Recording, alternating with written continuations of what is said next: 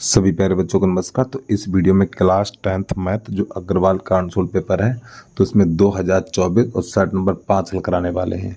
यदि आपने इससे पहले के वीडियो नहीं देखे हैं तो उन सभी वीडियो का लिंक इस वीडियो के डिस्क्रिप्शन बॉक्स में दे देंगे, तो वहाँ तक जाके आप देख सकते हो। और फिर भी आपको कोई वीडियो ना मिले तो आप कमेंट कर देना, कमेंट में उस वीडियो का लिंक आपके पास भेज देंगे। तो जानना ना समझे तो वीडियो की शुरुआत करते हैं। और प्यार बच्चों, छोटे से भैया रिक्वेस्ट है, जिस बच्चे ने अभी तक यूट्यूब चैनल को सब्सक्राइब नहीं किया है तो यूट्यूब चैनल को सब्सक्राइब करके बेल आइकन घंटी को प्रेस कर लीजिए और वीडियो को लाइक करने के साथ साथ एक प्यारा सा कमेंट करके जरूर बता देना कि वीडियो आपको कैसा लगा है। चलिए भाई, जानना ना समझ तो वीडियो की शुरुआत करते हैं। तो 2024 सेट नंबर 5 जो HZ है। तो प्रश्न नंबर पहला है, परमेय संख्या होगी, हमें ये बताना परमेय संख्या होगी। तो देखो, ये परमेय संख्या है, ये परमेय संख्या है, तो ये अंडर रूट 9 को 3 लिखा जाता है, तो इसका विकल्प नंबर सी सही हो जाएगा। अब इसके बाद प्रश्न नंबर 2 है, किसी द्विघात समीकरण y बराबर ax² प्लस bx प्लस सी, ठीक, ए नॉट इक्वल 0 के ग्राफ का आकार होगा। तो इसको देख लीजिए आप। तो यहाँ पर जो समीकरण दे रखा है y बराबर ax² प्लस bx प्लस सी, ठीक है, और ए नॉट इक्वल 0 है, तो देखिए यहाँ पे x² है ये हमारा, ठीक, और ये जो a है वो धनात्मक है, तो इसका जो ग्राफ बनेगा इस प्रकार का बनेगा। देखो यहाँ पे x लिखा हुआ है, तो ये ऐसे बनेगा, ठीक है, और ये वाला ग्राफ कहलाता है हमारा परवलयाकार।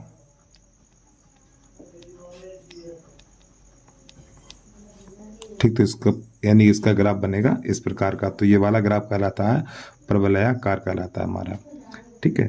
अगर यहाँ पे ये माइनस का ए होता, अगर यहाँ पर ये माइनस का ए होता, ठीक, तो इसका ग्राफ इस प्रकार घूम जाता नीचे की तरफ, तो ये ऐसे बनता हमारा, ठीक है। चलिए समझिए, तो उम्मीद है आपको समझ में आ गया होगा।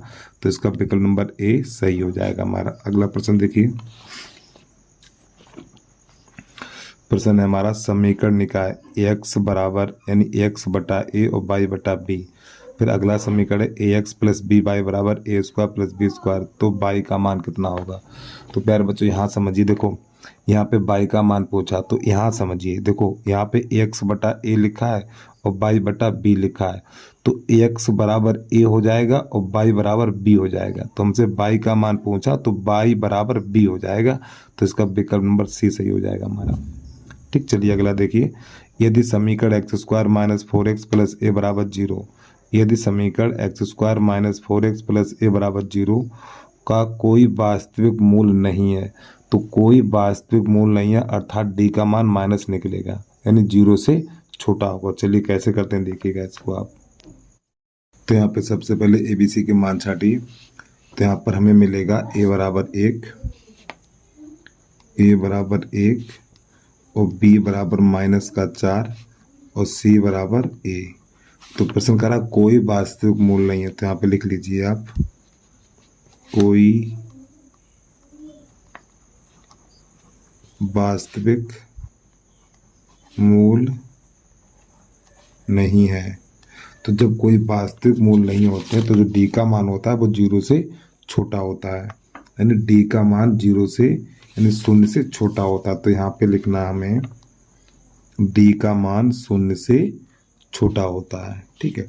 और d बराबर क्या होता है, d बराबर होता है हमारा b² माइनस 4ac, और ये असमका बोली जाती है, ठीक है, यानी ये लेस देन है 0 से, 0 बड़ा है, यानी ये वाला जो मान है वो 0 से छोटा है। तो b की जगह पे -4 लगाना है, तो -4 का वर्ग -4 और a का मान 1 और c का मान a, ठीक, और ये असम का लगा देंगे, तो ये तो बन जाएगा 16 माइनस 4a इस प्रकार।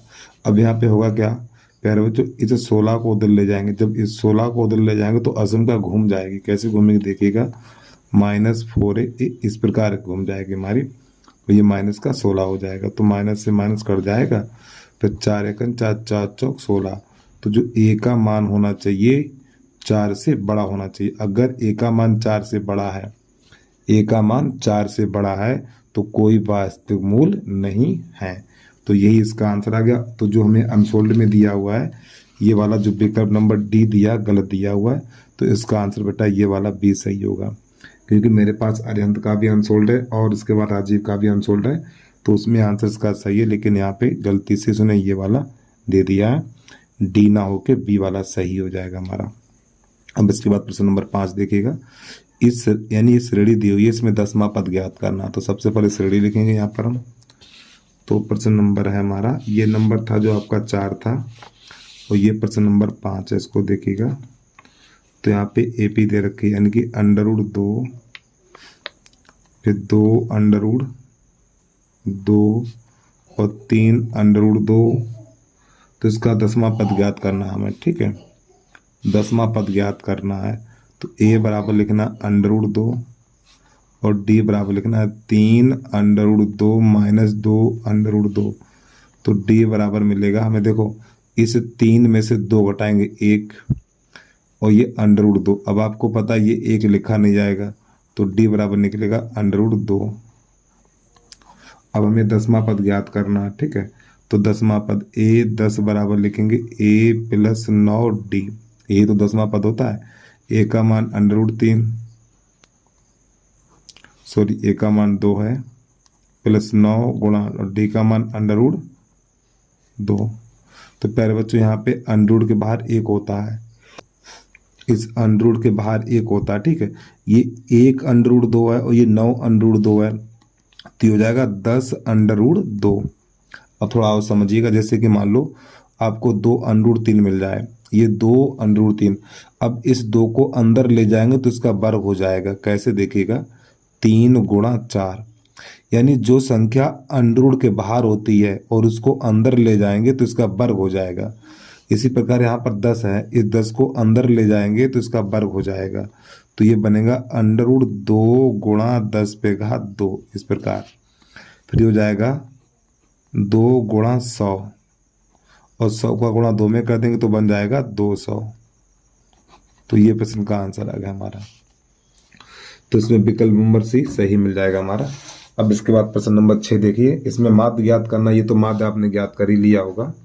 अगला देखिए प्रश्न नंबर 7 है हमारा, त्रिभुज ABC और DEF। यहाँ पे 2 त्रिभुज पहले बनाने हैं, बस नंबर 7 को खाली समझना है। एक त्रिभुज ये है और एक त्रिभुज ये है। तो यहाँ पर त्रिभुज का नाम लिखने AB और ये C, फिर DE और ये F। अब यहाँ पे जो भुजाओं का अनुपात दिया हुआ है AB बटा DE बराबर BC बटा FD, ठीक है। तो इसमें ये बताना है, ये देखो ये जो दोनों त्रिभुज समरूप हैं, दोनों त्रिभुज कैसे हैं, समरूप हैं। जब ये त्रिभुज समरूप है तो संगत भुजाएं समानुपात में और संगत कोण बराबर होंगे। तो यहाँ पर ये देखिए, इन भुजाओं के बीच में कौन सा कोण मिलता है हमें। चलो भाई समझो, AB बटा DE। तो देखो AB और बटा DE, यानी ये वाली भुजा आ गई, अच्छी बात है। AB बटा DE, ठीक। अब BC यानी ये वाली भुजा, देखो एक ये और एक ये, इन दोनों भुजाओं के में कोण, इन दोनों भुजाओं के बीच में कोण कौन सा है, B है। इधर आ जाओ, तो इधर तो BC हो गया। अब यहाँ पे FD लो, ये वाला, यानी ये भुजा और ये भुजा, इन दोनों भुजाओं के बीच में कोण B आया और इन दोनों भुजाओं के बीच में कोण कौन सा आया, D आया। तो आपको बस लिख देना है कोण B बराबर कोण D, हो गया। कोण B बराबर कोण D हमारा सही हो जाएगा। नंबर 7 में का है हमारा D सही है। इसके बाद 8वां देखिएगा, एक बार प्रश्न दिखा दें आपको हम। प्रश्न नंबर 8 हमारा, शीर्ष 0,4, 0,0 और 3,0 वाले त्रिभुज का परिमाप कितना होगा। तो सबसे पहले त्रिभुज बनाएंगे और त्रिभुज के शीर्ष पे ये बिंदु लिखेंगे और उनके बीच की दूरी ज्ञात करेंगे। चलिए समझिए।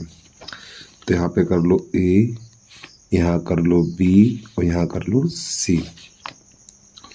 तो जो A के निर्देशांक है 0,4, और बी के निर्देशांक हैं 0,0 और सी के निर्देशांक हैं 3,0। अब यहाँ पे सबसे पहले निकालेंगे हम ए बी के बीच की दूरी निकालेंगे। तो यहाँ पे लिख लो ए बी बराबर। तो प्यारे बच्चों एक बात देखिएगा, ए और बी देखो यहाँ पे 0,4 है, यहाँ पे 0,0 है। तो क्या करो, इस 4 का वर्गमूल निकाल दो ऐसे करके और घात 2 लगा दो इस प्रकार।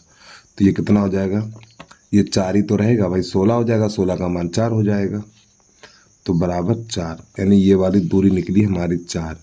इसी प्रकार यहाँ पर बी सी निकाल दीजिए, बी सी बराबर। तो यहाँ पे देखो इन दोनों में सिर्फ एक ही बिंदु 3 दिया हुआ है, कितना है 3 है। तो अंडरूट का चिन्ह लगाओ और उसके बाद 3 का वर्ग कर दो। तो ये 9 हो जाएगा, तो 9 को 3 ही लिखा जाएगा। तो ये वाली 3 हो गई हमारी। अब इसके बाद निकालना है ए सी, ए सी के बीच की दूरी। देखो यहाँ पे 4 है तो 4 का वर्ग कर दो, यहाँ पर 3 है तो यहाँ पे 3 का वर्ग कर दो। तो ये बन जाएगा 16 + 9। तो 16 + 9 बन जाएगा 25। और आपको पता 25 को लिखा जाता 5।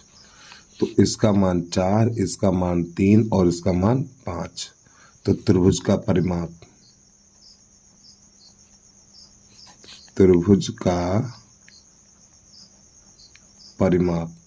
त्रिभुज का परिमाप होता है तीनों भुजाओं का योग, यानी त्रिभुज का परिमाप भुजाओं का योग। तो कौन, यानी 4, 3 और 5, 4 + 3 + 5। तो इसको जोड़ेंगे तो 12 निकल के आ जाएगा। तो इसका विकल्प नंबर हमारा सी सही हो जाएगा। चलिए भाई जल्दी से नोट कर लीजिए। अगला प्रश्न देखिए, प्रश्न नंबर 9 कैसे करते हैं हम। 9 है, यदि 3 tan A बराबर 4 है, यदि 3 tan A बराबर 4 है तो sec A का मान कितना होगा ये बताना हमें। ये तो आपने कर ही लिया होगा लेकिन हम कर ही दे रहे हैं। 3 tan A बराबर है हमारा 4, तो sec का मान ज्ञात करना है।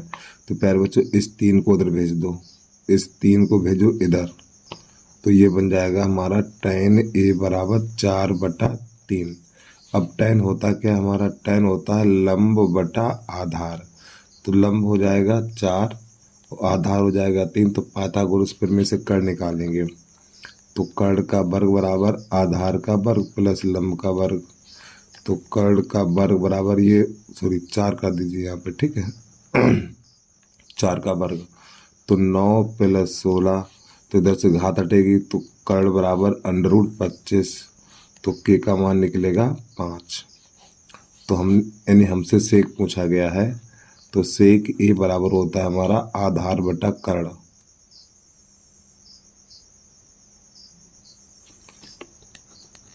लाल बटा कक्का, ठीक है। तो कर्ण यहाँ पर होता, कर्ण बटा आधार हो जाएगा, कर्ण बटा आधार। कर्ण कितना है हमारा, कर्ण हमारा 5 निकला है और आधार कितना है 3 है। तो इसका आंसर आ जाएगा 5/3। चलिए भाई प्रश्न नंबर 10 देखिएगा। अब यहाँ से प्रश्न नंबर 10 करने से पहले आपको 2-3 सूत्र देखने पड़ेंगे, जैसे कि sin theta into cos theta बराबर 1 होता है, cos theta into sec theta बराबर 1 होता है, tan theta into cot theta बराबर 1 होता है। बेटा इन सूत्रों को याद कर लीजिए आप, ठीक है। चलिए समझिए सवाल की तरफ। तो यहाँ पे प्रश्न दे रहा है tan alpha plus cot alpha बराबर 5 है। तो हमसे tan square plus cot square का मान पूछा है। तो यहाँ पे लिखेंगे दोनों पक्षों का वर्ग करने पर, दोनों पक्षों का वर्ग करने पर, जब इसके दोनों पक्षों का वर्ग करेंगे tan alpha plus cot alpha का होल वर्ग बराबर 5 का वर्ग, इस प्रकार। तो यहाँ पे a + b का होल वर्ग, ए प्लस बी का होल वर्ग, A square B square plus 2 tan alpha into cot alpha और बराबर 25। देखो मैंने अभी आपको बताया था tan इंटू कॉट का मान कितना होता है, 1 होता है, तो इतने की जगह पे बेटा 1 लगा दिया जाएगा। तो ये बनेगा हमारा tan square alpha plus cot square alpha और प्लस 2 और गुणा 1 बराबर 25। अब इस 2 को ले जाइए, tan square alpha plus cot square alpha बराबर 25 माइनस 2, ये 2 1 का 2 बन जाएगा ना, 2 को उधर भेजेंगे तो इसका आंसर निकल के आ जाएगा 23। तो इसका विकल्प नंबर हमारा सी सही हो जाएगा। चलिए भाई अगला देखिए।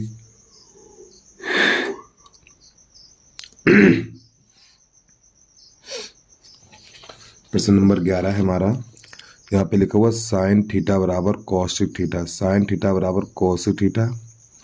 तो हमें क्या करना है भाई, जो थीटा का मान है यहाँ पे थीटा कर लीजिए बीच में, थीटा का मान 0 के बराबर और 0 से बड़ा और 90 के बराबर और 90 से छोटा ज्ञात करना है।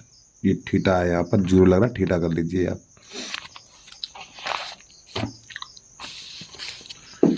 तो यहाँ पर लिखना है हमें नंबर 11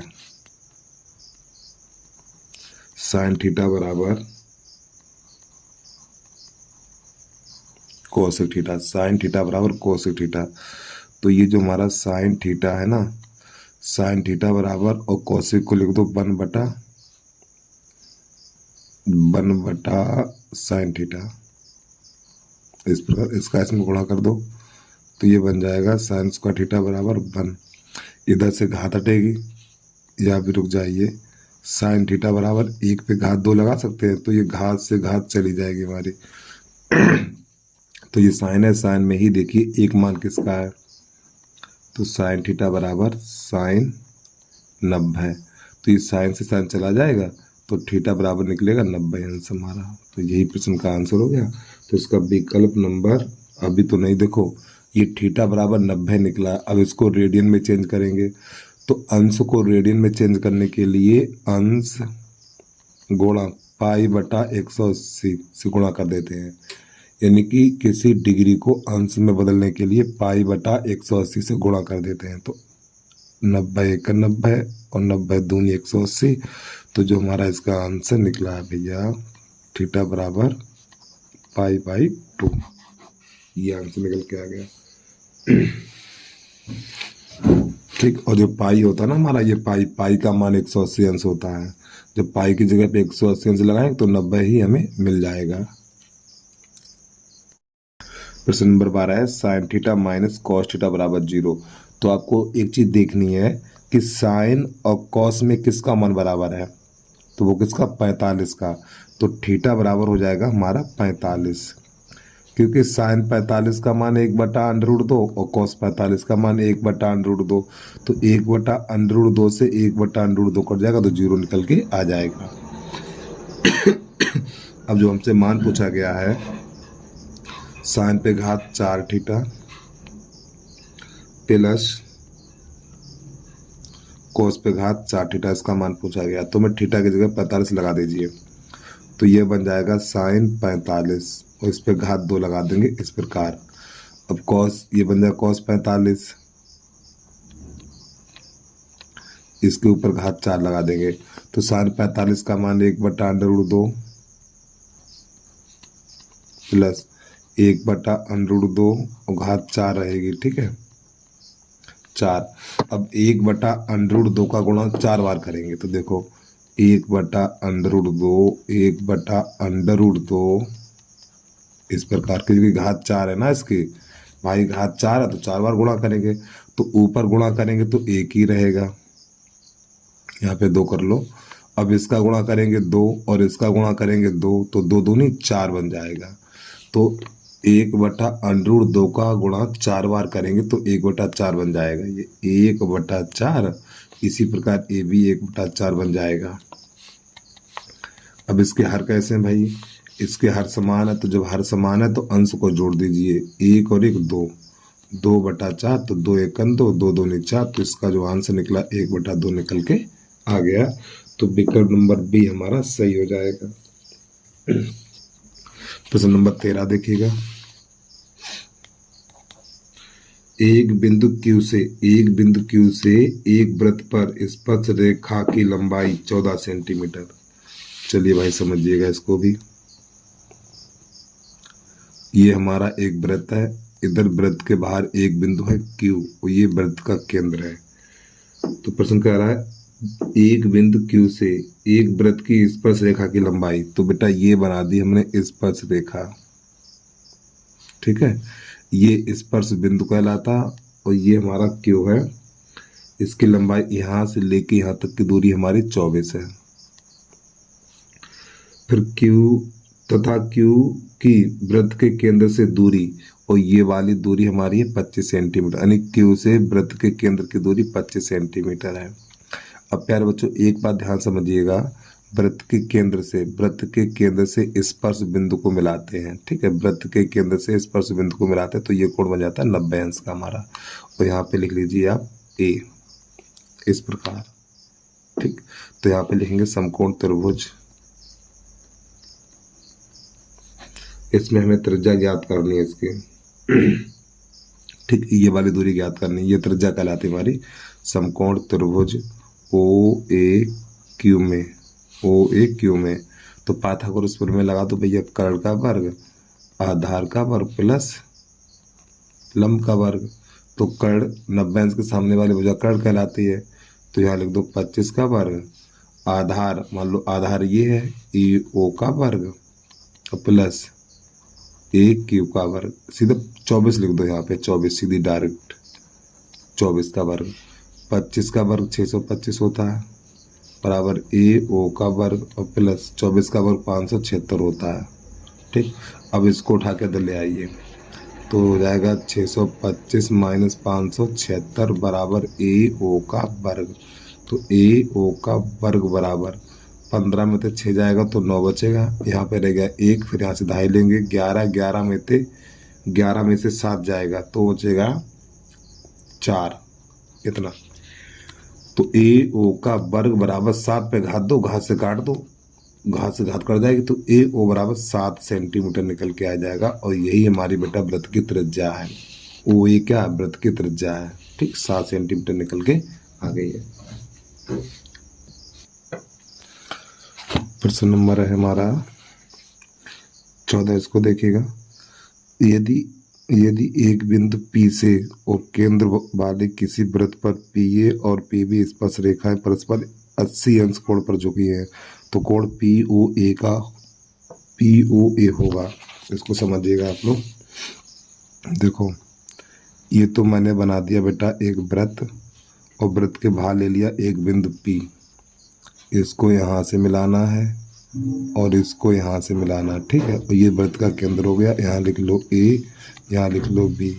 ये स्पर्श बिंदु को यहाँ मिलाएंगे, इसको यहाँ मिलाएंगे, तो जब ये वाला कोण हमारा 80 अंश का है, ये कोण 80 अंश का है, इसको यहाँ से ऐसे मिलाएंगे इस प्रकार।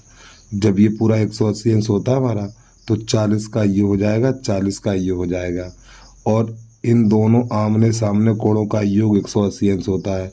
तो जब ये 80 हो गया तो ये वाला बचेगा 100, तो जब ये 100 बचेगा तो ये बन जाएगा 50 का और ये बन जाएगा 50 का। तो क्या पूछा हमसे पूछा गया है POA इसका मान पूछा, इस वाले कोण का मान। देखो एक बार फिर समझिए, देखो चित्र के माध्यम से दोबारा समझा दें फिर हम। ये वृत्त के बाहर एक बिंदु P है, एक स्पर्श रेखा ये खींची है और एक हमने ये खींच दी, ठीक। और ये वृत्त का केंद्र है, ये हमारा होता है स्पर्श बिंदु, ठीक। स्पर्श, इसको यहाँ से मिलाते तो ये कोण बन जाता है 90 अंश का, ठीक। और इसी प्रकार ये 90 अंश का बन जाता है। अब प्यारे बच्चों ये वाला कोण हमारा 80 अंश है, ये कोण हमारा 80 अंश है, तो इन दोनों कोणों का योग 180 अंश होता है। तो जब ये 80 अंश है तो ये बनेगा 100 का, कितने का बनेगा, 100 का बनेगा। फिर इसको यहाँ से ऐसे मिला देंगे हम, तो ये 40 का रह गया, ये 40 का रह गया, ये 50 का हो गया, ये 50 का हो गया।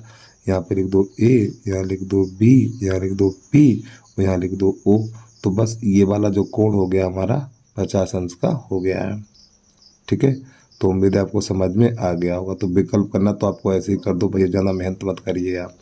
चलिए अगला प्रश्न देखिए। तो इसका विकल्प नंबर 20 सही हो जाएगा। 15 नंबर है हमारा, त्रिज्या वाले वृत्त के उस त्रिज्यखंड का क्षेत्रफल ज्ञात कीजिए जिसका कोण थीटा हो। तो इसमें बताना कौन सा है। चलिए, तो जो त्रिज्यखंड का क्षेत्रफल होता है हमारा, त्रिज्यखंड का क्षेत्रफल पाई आर स्क्वायर थीटा बटा 360, ये होता है त्रिज्यखंड का क्षेत्रफल। तो इसको हम दूसरी भाषा में लिख सकते हैं थीटा बटा 360 गुणा पाई आर स्क्वायर, ऐसे लिख सकते हैं। अब क्या करेंगे, इसमें 2 का गुणा करा देंगे, 2 का भाग करा देंगे।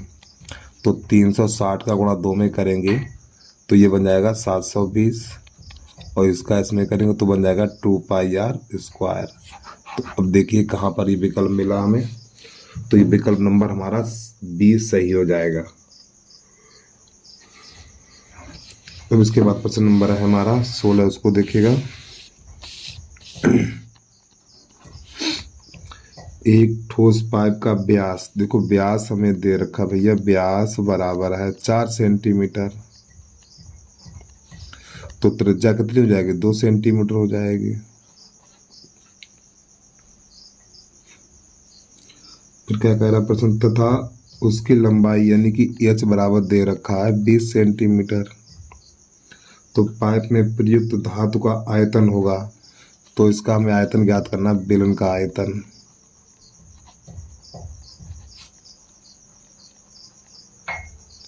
बेलन का आयतन बराबर पाई आर स्क्वायर एच। पाई का मान नहीं लगाना, तो प्रश्न में पाई का मान दिया हुआ है, आर का मान 2 लगा दीजिए। आर का मान 2 लगाए तो 4 हो जाएगा और गुणा 20 तो हो जाएगा 80 पाई घन सेंटीमीटर। तो इसका विकल्प नंबर हो जाएगा हमारा डी सही हो जाएगा। ठीक है,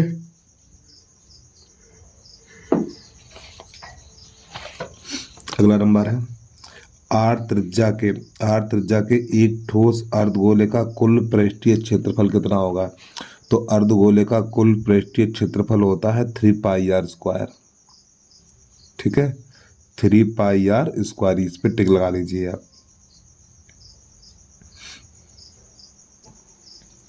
प्रश्न नंबर हमारा है 19, 18 नंबर, निम्नलिखित सारणी का माध्यक वर्ग होगा, हमें ये बताना। तो माध्यक वर्ग ज्ञात करने के लिए सबसे पहले संचयी बारंबारता निकालेंगे। संचयी बारंबारता निकालने के बाद n/2 निकालेंगे। ठीक है, चलिए समझिएगा इसको।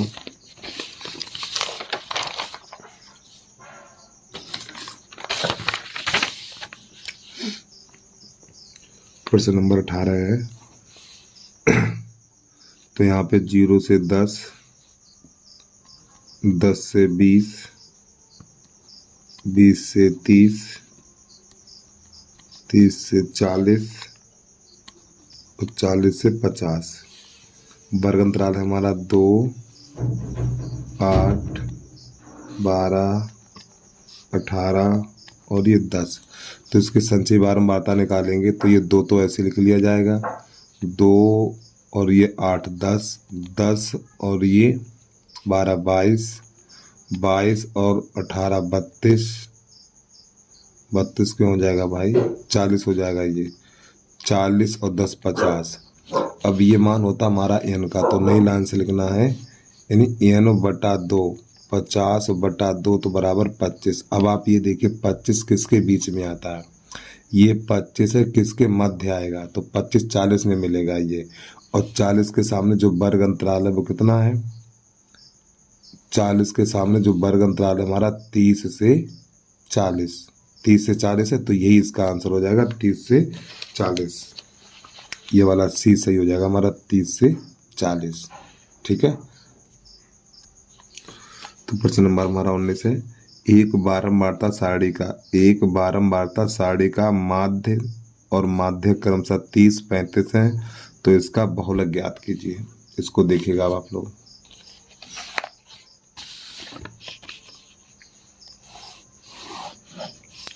प्रश्न नंबर है हमारा 19। तो सूत्र होता है हमारा 3 गुणा माध्यक बराबर बहुलक प्लस 2 गुणा माध्य। मान लगा दीजिए। तो इसमें बहुलक पूछा है हमें। 3 गुणा माध्य दो कितना है, माध्य का हमारा 35 होता है, 35 लगा दीजिए प्लस बहुलक 2 गुणा माध्य हमारा है 30, तो आप 30 लगा दीजिए। तो प्यारे बच्चों ये 35 यहाँ 105 बन जाएगा और माइनस 30 दूनी 60 बन जाएगा। इधर बचेगा हमारा बहुलक। तो नई लाइन से लिखना बहुलक बराबर, घटा दीजिए इसमें से 45 बचेगा, तो यही इसका आंसर आ जाएगा। ठीक है। विकल्प नंबर बी हमारा सही हो जाएगा। 19 का बी ठीक सही है। इसके बाद अगला प्रश्न है प्रश्न नंबर हमारा 20। यदि एक घटना निश्चित रूप से घटती है तो इसकी प्रायिकता क्या है। तो देखिए एक निश्चित घटना की प्रायिकता होती 1 और एक अनिश्चित घटना की प्रायिकता होती है 0। तो यहाँ पे प्रश्न करा यदि एक घटना निश्चित रूप से घटती है तो इसकी प्रायिकता 1 है, तो इसका विकल्प नंबर डी सही हो जाएगा। निश्चित की घटना 1 होती है और अनिश्चित की घटना 0 होती है। ठीक, तो यहाँ पे डी पे लगा लीजिए टिक। अब आ जाइए खंड बा का पहला, अभाज्य गुणनखंड विद द्वारा इन दोनों का लासा और मासा ज्ञात करना है हमें। 25-20 के पहले आपको अभाज्य गुणनखंड काटने पड़ेंगे। ठीक है, चलिए भाई काटिए, 2 से काटिए, 2 एकन 2, 2 दूनी 4, 2 छंग 12 और ये 0। फिर 2 से काटिए, 2 छंग 12, 2 तियां 6, फिर 0। फिर 2 से काटिए, 2 तियां 6, 2 एकन 2, 2 पंजे 10। अब ये काटिए, 5 3 से कट जाएगा, 3 एकन 3 भाग खाई बिंदी और 3 पंजे 15। फिर 3 से कट जाएगा ये, 3 त्रिका 9, 3 पंजे 15। अब ये कटेगा 5 से, 5 सत्ते 35 और 7 एकन 7। अब दूसरी संख्या हमारी है उसको देखिएगा, 10 3 0। सबसे पहले इसको 2 से काटिए, 2 पंजे 10, 2 दूनी 4 और 2 छंग 12, 2 पंजे 10। अब ये कटेगा 3 से हमारा, 3 एकन 3, 3 एकन 3, यहाँ पे 2 बचा हुआ, 22 हो गया, 3 सत्ते 21, 1 बचा, 16 हो गया, 3 पंजे 15, फिर 1 बचा, 15 हो गया, 3 पंजे 15। अब ये 3 से फिर कट जाएगा हमारा, 3 छक 18, 3 छक 18, तो और यार नहीं, 3 पंजे 15 होगा, 3 पंजे 15, 2 बचा हुआ है तो 25 हो गया, और 3 अट्ठे 24, 1 बचा, 3 पंजे 15। फिर 3 से काटिए इसको, तो ये 3 एकन 3 और 3 नेम 27 और 3 पंजे 15। इसको फिर 3 से काटिए, 3 छक 18, 3 छक 18, 1 बचा, 3 पंजे 15। अब इसको 5 से काटिए, तो 5 एकन 5 और 5 तियो 15। अब 13 एकन 13। अब आपको लिखना है 2 25 20 बराबर, इन सबको लिख लीजिए गुणा के रूप में, 2 गुणा 1 2 3, 2 गुणा 2, इसके बाद 3 गुणा 3, फिर 5 गुणा 7, 3 2 सही है। अब इसको लिख लीजिए, तो 10 530। ऐसी बोर्ड की परीक्षा में लिखना आपको भी, 2 गुणा 3 गुणा 3 गुणा 3 गुणा 3, 4 बार आया, 5 गुणा 13। ठीक, तो अब यहाँ पे आपको लिख लेना है मासा बराबर। तो मासा, सबसे पहले मासा लिखना आपको, देखो एक जोड़ा ये बन गया, 2 लिख लो भैया, अब एक ये बन गया, एक ये बन गया, 3 गुणा 3, और इसके बाद एक 5 का बन गया तो गुणा 5। तो यहाँ पर ये हो जाएगा 5 दूनी 10 और 10 नेम 90। तो इसका जो मासा निकलेगा वो 90 निकलेगा। अब यहीं पे इसी के नीचे निकाल दीजिए इसका लासा। तो लासा बराबर लिखना हमें, तो लासा निकालने के लिए सबसे पहले मासा लिख दो। तो मासा कितना आया 90। अब इसके बाद जो संख्याएं बची हैं उनका गुणा करके लिख दो। तो देखो 2 दूनी 4, 2 दूनी 4 और 4 सत्ते 28। ऊपर तो बचा हुआ 28 और नीचे गुणा कर दो। ये 3 त्रिका 9 और 13 निम्मा 117। तो 117 लिख दीजिए। अब इन सब का गुणा करा दीजिए। 90 गुणा, देखो यहाँ पे थोड़ी गलती कर दी हमने। ये 13 9 हो गया, ये 9 हो जाएगा और ये 13, तो 13 निम्मा 117, 117। ठीक है। अब इन सभी संख्याओं को गुणा कराएंगे आप। जब इन सभी संख्याओं को गुणा करा देंगे तो गुणा निकल के आएगा हमारा 29 4,840 इतना निकल के आ जाएगा जब इनका आप गुणा कराएंगे तो। ठीक है, चलिए जल्दी से नोट कर लीजिए। अगला प्रश्न देखिए आप लोग। प्रश्न नंबर है खाकर को, उसको देखिएगा।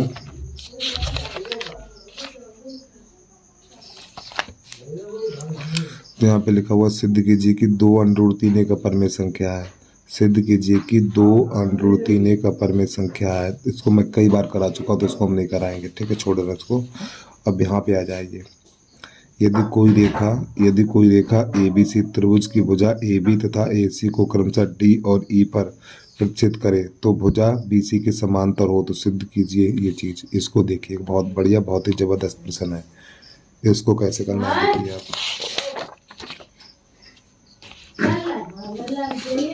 तो 21 का गा गमला।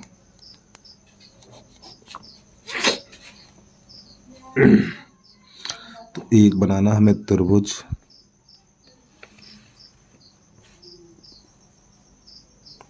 यहाँ पे लिख लीजिए A और ये B और ये C। गलत कर दिया मैंने यार। यहाँ पे कर लो A, यहाँ कर लो B और यहाँ कर लो C। ठीक, यहाँ पर A B C। तो देखो प्रश्न कह रहा है यदि कोई रेखा ABC त्रिभुज भुजा AB और AC यानी AB और AC को क्रमशः D और E पर प्रक्षेद करे, D और E पर प्रक्षेद करे। तो यहाँ पे लिख लो D और यहाँ लिख लो E प्रक्षेद करे। ठीक है, तो ये भुजा इसके समांतर है। तो यहाँ पे लिखना है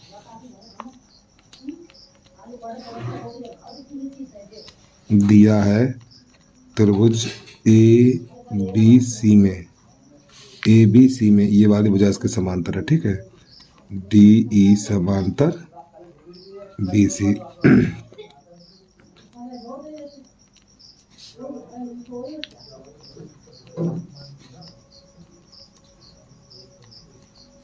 सिद्ध करना है हमें AD बटा AB बराबर AE बटा AC, ये सिद्ध करना। ठीक, यानी कि इतना बटा इतना, फिर इसके बाद AE बटा AC, ये सिद्ध करना। चलिए समझिएगा भाई लोग।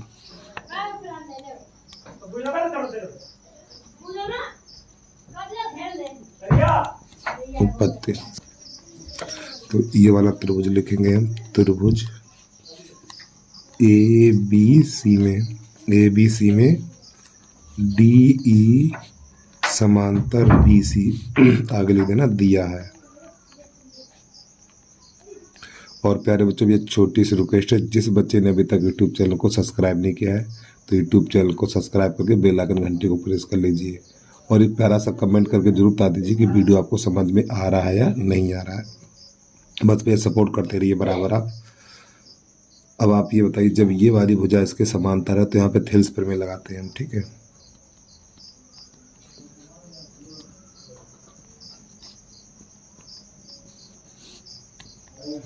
जब किसी त्रिभुज में ये वाली भुजा इसके समांतर है तो हमें लिखना है ए डी बटा डी बी और ए ई बटा ई सी।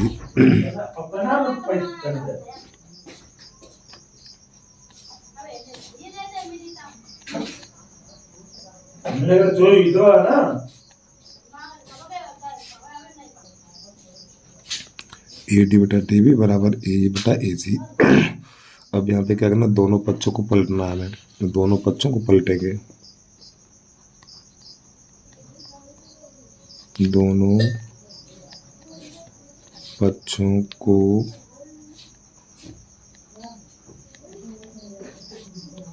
पलटने पर, और देखिए दोनों पक्षों को पलटेंगे क्यों, ये देख लीजिए। यहाँ पे देखो ए डी बटा ए बी, जब कोई भुजा एक आधी आए फिर एक पूरी आए, यानी आधी फिर ये पूरी आए, तो दोनों पक्षों को पलटना है, ठीक है। तो जब दोनों पक्षों को पलटेंगे तो ये हो जाएगा हमारा डी बी बटा ए डी बराबर ए सी बटा ए ई। फिर दोनों पक्षों में एक जोड़िए,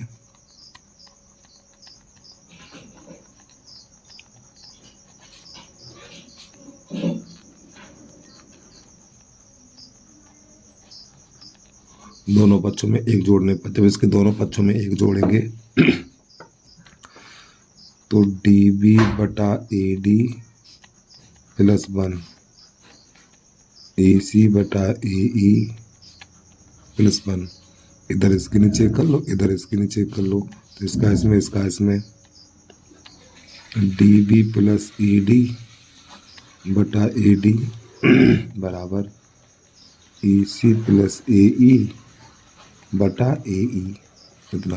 अब B D plus A D को क्या लिखेंगे, देखो B D plus A D को पूरा ए बी लिख सकते हैं ना इसको हम, तो इसकी जगह पे लिख दीजिए ए बी और बटा ए डी बराबर, इसी प्रकार यहाँ पर ए सी प्लस ए ई सी और प्लस ए ई, तो ए सी हो जाएगा हमारा ये ए सी बटा ए ई। तो लिखेंगे पुनः दोनों पक्षों को पलटने पर, जब पुनः दोनों पक्षों को पलटेंगे तो ए डी बटा ए बी और ए ई बटा ए सी। तो बस प्यारे बच्चों यही हमें सिद्ध करना था। ठीक हो गया प्रश्न हमारा हल। चलिए जल्दी से नोट कर लीजिए, अगला प्रश्न देखिएगा। तो प्रश्न नंबर है घा घड़ी, इसको देखिएगा। अब प्रश्न नंबर है घा घड़ी, इसको देखिएगा। बिंदु -6,7 और 4,-3 को मिलाने वाले रेखाखंड 2:3 में विभाजित करने वाले बिंदु के निर्देशांक ज्ञात करने। इसमें हमें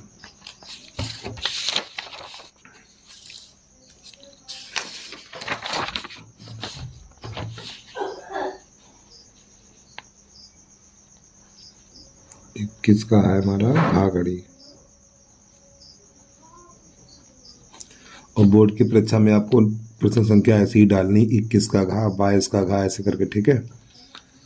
तो यहाँ पे बिंदु दे रखे हैं -1,7 4,-3 और अनुपात है हमारा, अनुपात है 2:3। तो सूत्र होता है निर्देशांक बराबर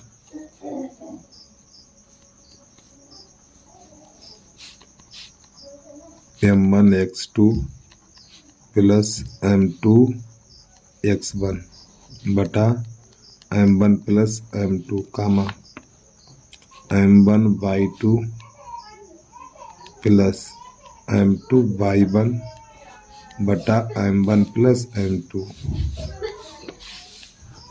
ठीक है। अब इसमें मान लगा दीजिए। M1 का तो मान 2 है और x2 का मान 4 है, M2 का मान 3 है, x1 का मान -1 है बटा M1 प्लस M2 यानी इन दोनों का जोड़ 2 + 3 कामा M1 का मान 2 और y2 का मान -3, M2 का मान 3 और y1 का मान 7 बटा 2 + 3। तो ये बन जाएगा 8 - 3 बटा 5, ये बन जाएगा माइनस का हमारा 6 और 7 तिया 21 और बटा 5। तो यहाँ पर ये बचेगा हमारा 5/5 कामा ये हो जाएगा हमारा 15/5। तो 5 एकन 5 5 एकन 5 5 तो 15। तो यहाँ पर बचेगा 1,3 1,3 आ जाएगा इसका आंसर। चलिए वाली बुक नोट करिए। अगला प्रश्न देखिए। 21 का यहाँ खाली।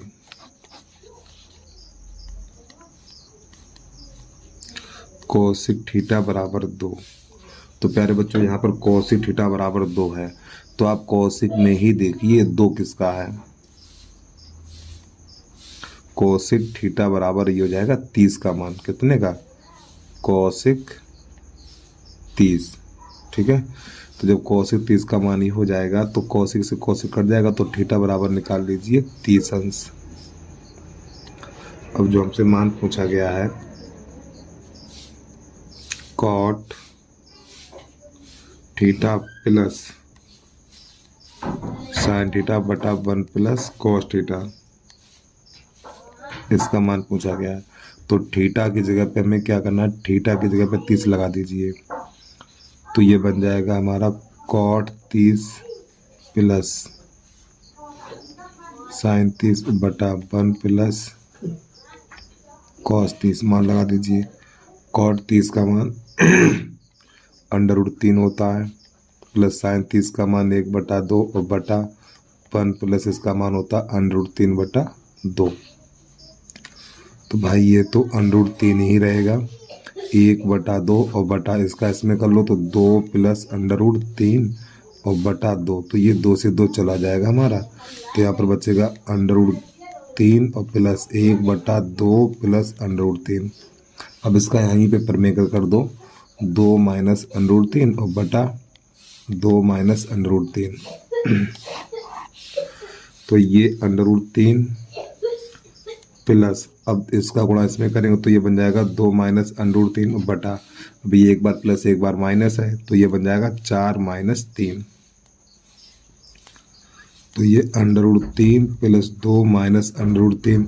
अब नीचे एक बचा वो लिखा नहीं जाएगा, इससे ये कट जाएगा तो बचेगा 2। ठीक, तो ये इसका आंसर आ गया।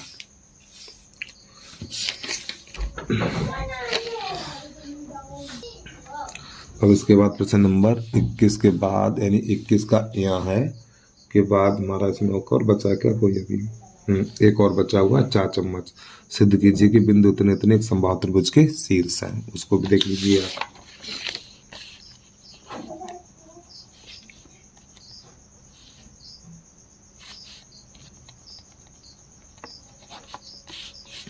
तो एक त्रिभुज बनाना है हमें, ए बी और ये सी। तो यहाँ पे बिंदु है 5, -2, 6, 4, 7, -2। तो हमें सिद्ध करना है कि ये एक समबाहु त्रिभुज है हमारा। ठीक, तो समबाहु त्रिभुज कब होगा, जब इनके बीच की दूरी निकालेंगे तो तीनों बीच की दूरी बराबर हो। समबाहु त्रिभुज की तीनों भुजाएं बराबर होती हैं। ठीक है, तो सबसे पहले लिखेंगे ए बी √ x1 - x2 का होल वर्ग प्लस y1 - y2 का होल वर्ग। अब ए बी तो 5, -2 और बी के लिखना है 6, 4। मान लगा दीजिए। अब इसमें 5, 6 ये हो जाएगा, प्लस y1 का मान -2 -4 का वर्ग। तो ये बनेगा जाके हमारा -1 का वर्ग और प्लस -6 का वर्ग। तो ये बनेगा 1 + 36। तो ये √37 निकल के आएगा। माइनस का वर्ग प्लस हो जाता है। ठीक है, इसी प्रकार BC निकालेंगे यहाँ वो, तो BC बराबर √x1 - x2 का होल वर्ग प्लस y1 - y2 का होल वर्ग। तो BC 6, 4 और 7, -2। मान लगा दीजिए अब यहाँ पर। तो x1 का मान 6, x2 का मान 7 इसका होल वर्ग प्लस y1 का मान 4 और y2 का मान -2 है तो +2 हो जाएगा। तो यहाँ पर -1 का वर्ग प्लस 6 का वर्ग, तो ये बन जाएगा हमारा 1 + 36 तो √37। अब इसके बाद AC निकालेंगे। AC बराबर x1 - x2 का होल वर्ग प्लस y1 - y2 का होल वर्ग। तो AC यानी 5 का -2 और C का हमारा 7 का -2 लगाइए मान। x1 का मान 5 और x2 का मान 7 प्लस y1 का मान -3, सॉरी y1 का मान है हमारा, का गलत हो गया क्या, x1 का मान 5, x2 का मान 7 सही है, y1 का मान -2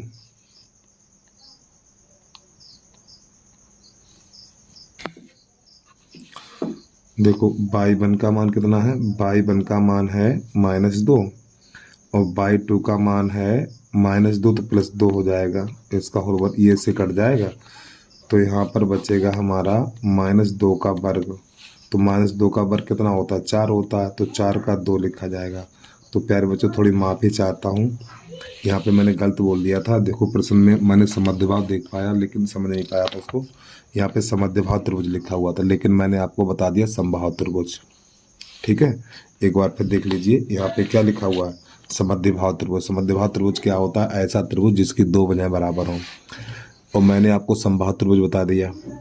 तो समद्विभाव त्रिभुज होता है ऐसा त्रिभुज जिसकी दो भुजाएं बराबर हो, समद्विभाव त्रिभुज कहलाता है। ठीक है, समद्विभाव त्रिभुज की परिभाषा क्या है, ऐसा त्रिभुज जिसकी दो भुजाएं बराबर हों, समद्विभाव त्रिभुज कहलाता है। ठीक, तो देखिए यहाँ पे जब हमने इसके बीच की दूरी निकाली तो इसके बीच की दूरी √37 निकली और इसके बीच की दूरी √37 निकली है। ठीक है, तो ये दोनों भुजाएं कैसी हैं, बराबर हैं। जब ये दोनों भुजाएं बराबर हैं तो हमारा एक समद्विभाव त्रिभुज बन जाएगा। तो नई लाइन से लिखना है हमें, त्रिभुज ABC में AB बराबर BC और बराबर √37 मात्रक। ठीक है, तो लिखेंगे नई लाइन से, अतः 5 का -2, 6 का 4 और 7 का -2 एक समद्विभाव त्रिभुज के शीर्ष हैं।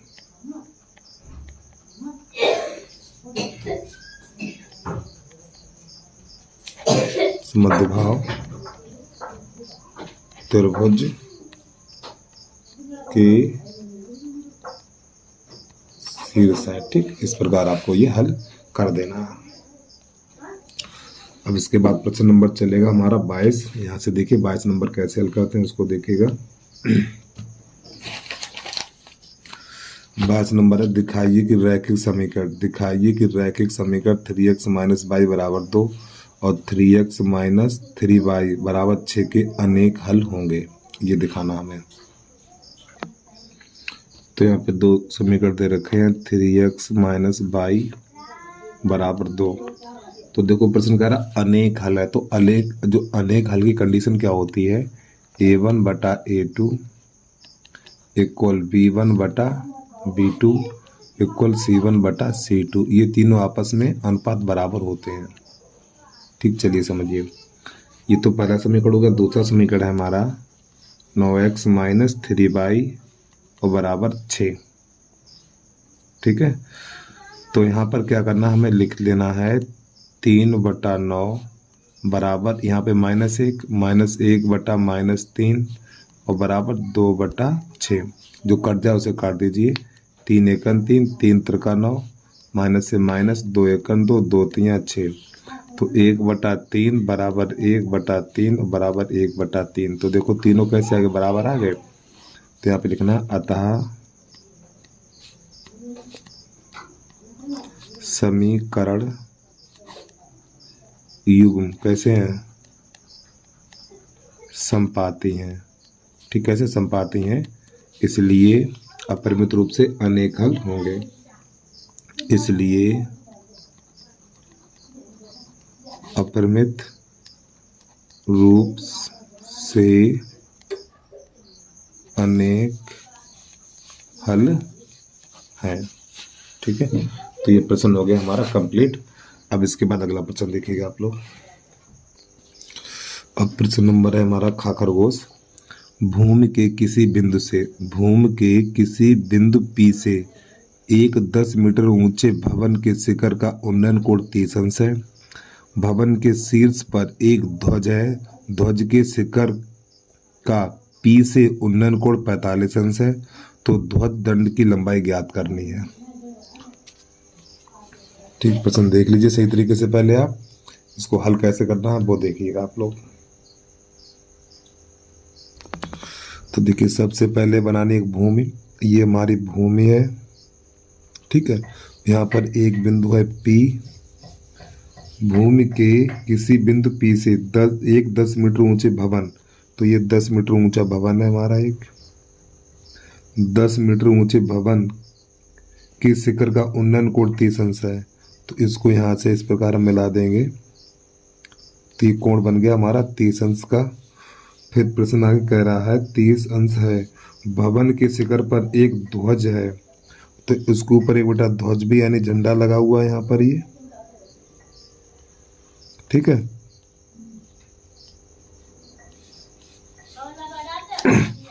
ध्वज है। ध्वज के शिखर का P से उन्नयन कोण 45 अंश है। अब यहाँ से हमें मिलाना है इसको इस प्रकार। तो ये पूरा कोण हमारा है 45 का, और ये अंदर वाला है 30 का। यहाँ पे अंदर 30 लिख लीजिए इसके। ठीक, ये 30 का है। देखिए समझिए बेटा, ये इतना कोण ये वाला 30 का और ये वाला पूरा 45 का है हमारा। ठीक है, फिर आगे प्रश्न क्या कह रहा है, तो ध्वज दंड की लंबाई ज्ञात कीजिए। तो ये तो 10 है हमारा, तो इसको कर लीजिए h, और ये वाली दूरी x कर लीजिए। तो P यहाँ पे लिख लो A, यहाँ पे लिख लो B, और यहाँ लिख लो C। तो चित्र बन के तैयार हो गया। तो यहाँ पे हमें हिंदी थोड़ी लिख लेनी है। तो यहाँ पे लिखेंगे माना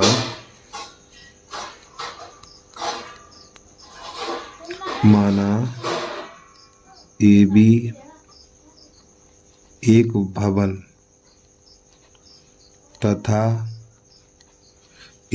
तथा BC एक ध्वज है। BC एक ध्वज है या ध्वज दंड है, ध्वज दंड है।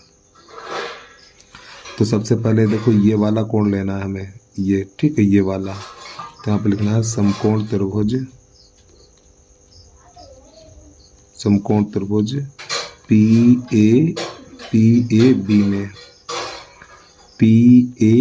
में। तो ये वाला कोण 30 अंश का है हमारा। ठीक है, तो यहाँ पे लिखना है tan 30 बराबर 10/x यानी लंब बटा आधार, और tan 30 का मान 1/√3। तो 10/x इसका गुणा इसमें, इसका इसमें, तो x बराबर निकलेगा 10√3 मीटर। इतना। अब क्या करना है, अब समकोण त्रिभुज ये पूरा बड़ा वाला लेंगे। ठीक है, तो यहाँ पे लिखेंगे समकोण त्रिभुज PAC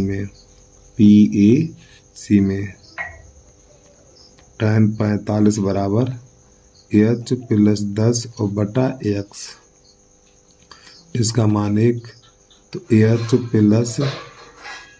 10 और बटा इस x का मान ये है हमारा। तो क्या करेंगे, 10√3 लगा देंगे। इसके नीचे 1 कर लो, इसका इसमें, इसका इसमें। तो ये बन जाएगा हमारा 10√3 बराबर h + 10, और 10 को उधर ले आइए। तो जब ये 10 इधर आएगा तो माइनस का हो जाएगा। तो h बराबर हो जाएगा 10√3 और माइनस का 10। तो यहाँ पे 10 कॉमन ले लीजिए। जब यहाँ से 10 कॉमन लेंगे तो √3 - 1 हो जाएगा मीटर। तो ये इसका आ गया आंसर भाई। चलिए एक बार आंसर को मैच कर लें।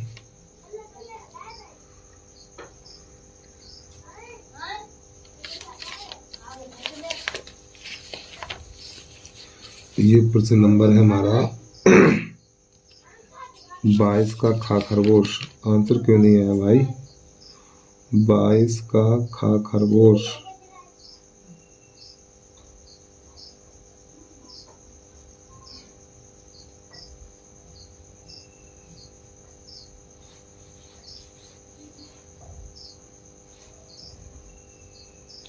थोड़ा समझिएगा।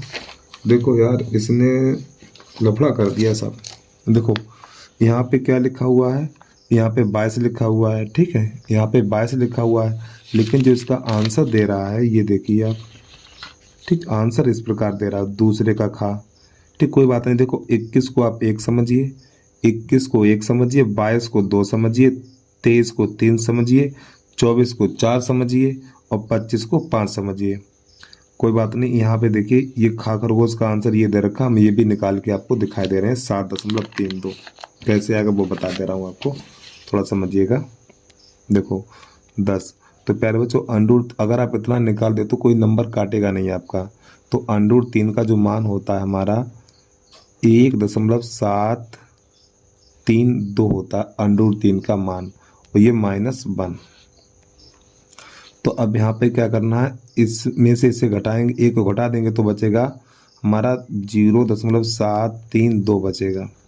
अब इसमें 10 का गुणा करेंगे, तो 10 का गुणा करेंगे तो ये हो जाएगा 732 और 1 0, और दशमलव से पीछे 3 अंक हैं तो यहाँ पे लगा देंगे दशमलव, और दशमलव से पीछे 2 ही अंक लिखे जाते हैं तो लास्ट वाला 0 हटा देंगे तो 7.32 मीटर निकल के आ जाएगा। तो आंसर अगर आप पेपर में इतना करके आते हो कोई काटेगा नहीं, मैं कह रहा हूँ ना बेटा, कोई नहीं काटेगा, इतना भी सही है आपका। और इतना कर देते तो तब भी कोई दिक्कत नहीं है। और फिलहाल इतना छोड़ दीजिए, एक भी नंबर नहीं कटेगा आपका, ठीक, मैं गारंटी लेता हूँ एक भी नंबर आपका नहीं कटेगा। अगर हाँ, अगर प्रश्न में अंडर 3 का मान दिया हो तो आपको बेटा यहाँ तक निकालना है, और इसमें अंडर 3 का मान तो दिया नहीं है तो आपको इतना ही कर देना है। चलिए भाई जल्दी से नोट कर लीजिए। अब आ जाइए प्रश्न नंबर, अब यहाँ पे तो 22 है लेकिन हम अब दूसरे का खा गा बोलेंगे, ठीक है, उसको देखेगा। चलिए समझिए इसको। तो यहाँ पे लिखा हुआ 2 अंकों से बनी किसी संख्या, 2 अंकों से बनी किसी संख्या के अंकों का योग 9 है, अंकों का योग 9 है।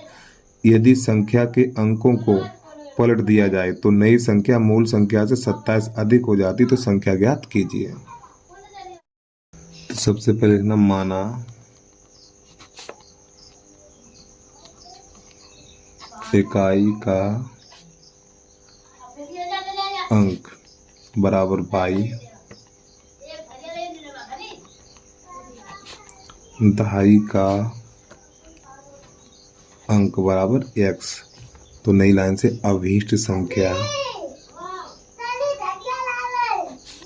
अभीष्ट संख्या बराबर है 10x + 22। अब प्रश्न के अनुसार चलेंगे। तो प्रश्न कह रहा है 2 अंकों से बनी किसी संख्या के अंकों का योग 9 है, तो अंकों का योग कितना 9 है, तो x + 22 बराबर 9, इसको 9 होगा, ठीक। समीकरण नंबर 1, 90 मत करना, 9 करना, x + 22 बराबर 9। अब इसके बाद यदि संख्या के अंकों को पलट दिया जाए, तो संख्या हमारी ये है तो इसके अंकों को पलट दिया जाए, तो 10y + x। यदि संख्या के अंकों को पलट दिया जाए तो नई संख्या मूल संख्या से 27 अधिक हो जाती है। तो जैसे ही इसको पलटा गया तो ये 27 अधिक हो गई है, किससे, मूल संख्या से। तो प्यारे बच्चों ये वाली संख्या जैसे ही इसको पलटा गया तो ये संख्या इससे 27 अधिक हो गई है, तो ये वाली 27 अधिक है, तो दोनों को बराबर करने के लिए इसमें 27 जोड़ दीजिए इस प्रकार, तो ये दोनों बराबर हो गए। क्योंकि ये वाली संख्या 27 अधिक थी तो इन दोनों को बराबर करने के लिए 27 इसमें जोड़ देंगे। अब इसको थोड़ा हल करिए, 10y + x, इन दोनों को दल ले आओ, तो माइनस का 10x और माइनस का y बराबर 27। अब यहाँ पे से घटाइए, तो 10y में से 1y जाएगा तो 9y बचेगा, और यहाँ पर 10 में से 1 जाएगा तो यहाँ पर भी माइनस का 9x बचेगा बराबर 27। अब यहाँ से 9 कॉमन ले लीजिए, जब यहाँ से 9 कॉमन लेंगे तो y - x बराबर 27, और 9 × 1 = 9, 9 × 3 = 27, तो y - x बराबर 3। ये निकला समीकरण नंबर 2। अब 1 2 को हल करो, तो y + x बराबर 9। तो यहाँ पर क्या होगा, चलो देखो हमने थोड़ा आगे पीछे कर दिया, कोई दिक्कत नहीं है। यहाँ पे x + y था, हमने y + x लिख दिया, तो ये से कट जाएंगे तो y हो जाएगा 2y बराबर 12, 2 × 1 = 2, 2 × 1 = 2 और 2 × 6 = 12, तो y बराबर 6। ये वाला मान समीकरण नंबर 1 में लगा दो, 1 में रखने पर। तो जो y बराबर 6 है तो y बराबर 6 यहाँ पे लगा दीजिए, तो x प्लस 6 हो जाएगा हमारा। x प्लस 6 बराबर 9, 6 को उधर भेजिए तो x बराबर 9 माइनस 6, तो x बराबर हो जाएगा हमारा 3। तो नई लाइन से संख्या बराबर जो हमने मानी थी स्टार्टिंग में, संख्या बराबर 10x प्लस y, तो 10 और x का मान 3 है और y का मान 6 है, तो ये बन जाएगा 30 प्लस 6, तो कितना बन जाएगा, ये 36 बन जाएगा। तो यही इसका आंसर आ गया। ठीक है, तो जो हमारी संख्या निकल के आ गई है वो 36 है। अब आ जाइए प्रश्न नंबर गा गमला के बाद घा घड़ी देखिएगा। अब आ जाइए प्रश्न नंबर घा घड़ी है। तो दिए गए चित्र में ए बी बराबर ए सी है, तो हमें सिद्ध करना है बी ई बराबर ई सी। चलिए समझिएगा इसको भी। तो सबसे पहले इसका बनाना है हमें चित्र एक।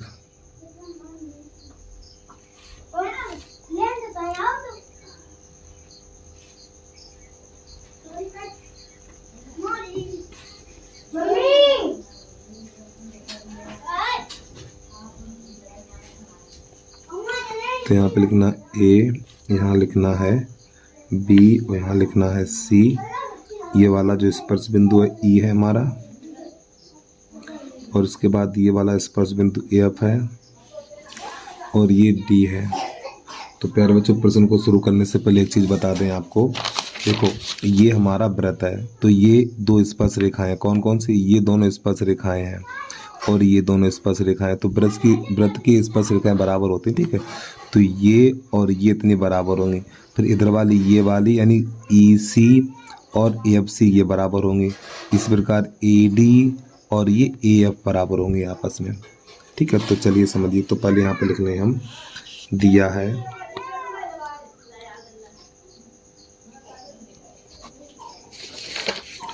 यहाँ पर लिखेंगे दिया है ए बी बराबर ए सी। सिद्ध करना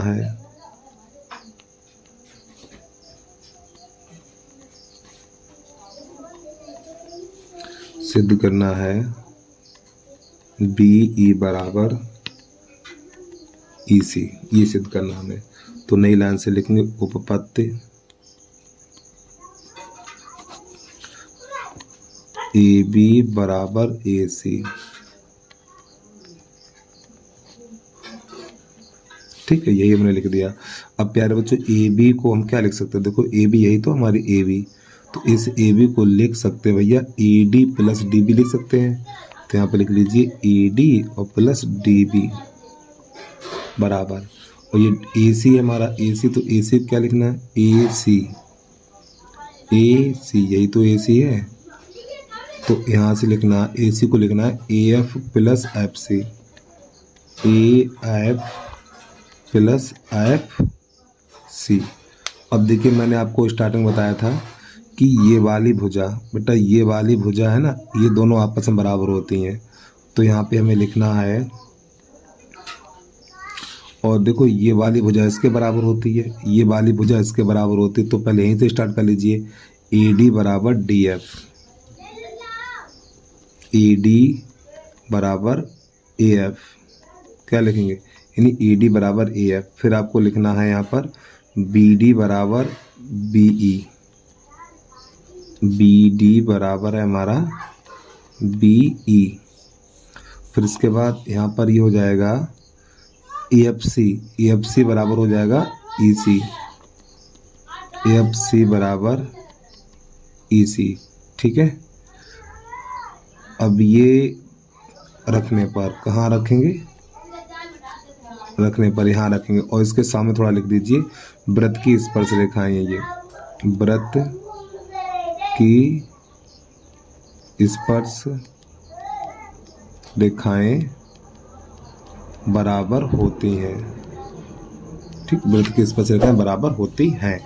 अब समझिए, मान लगा दीजिए, तो ए डी की जगह पे लगा देना ए एफ, तो ए डी की जगह पे लगा देना है ए एफ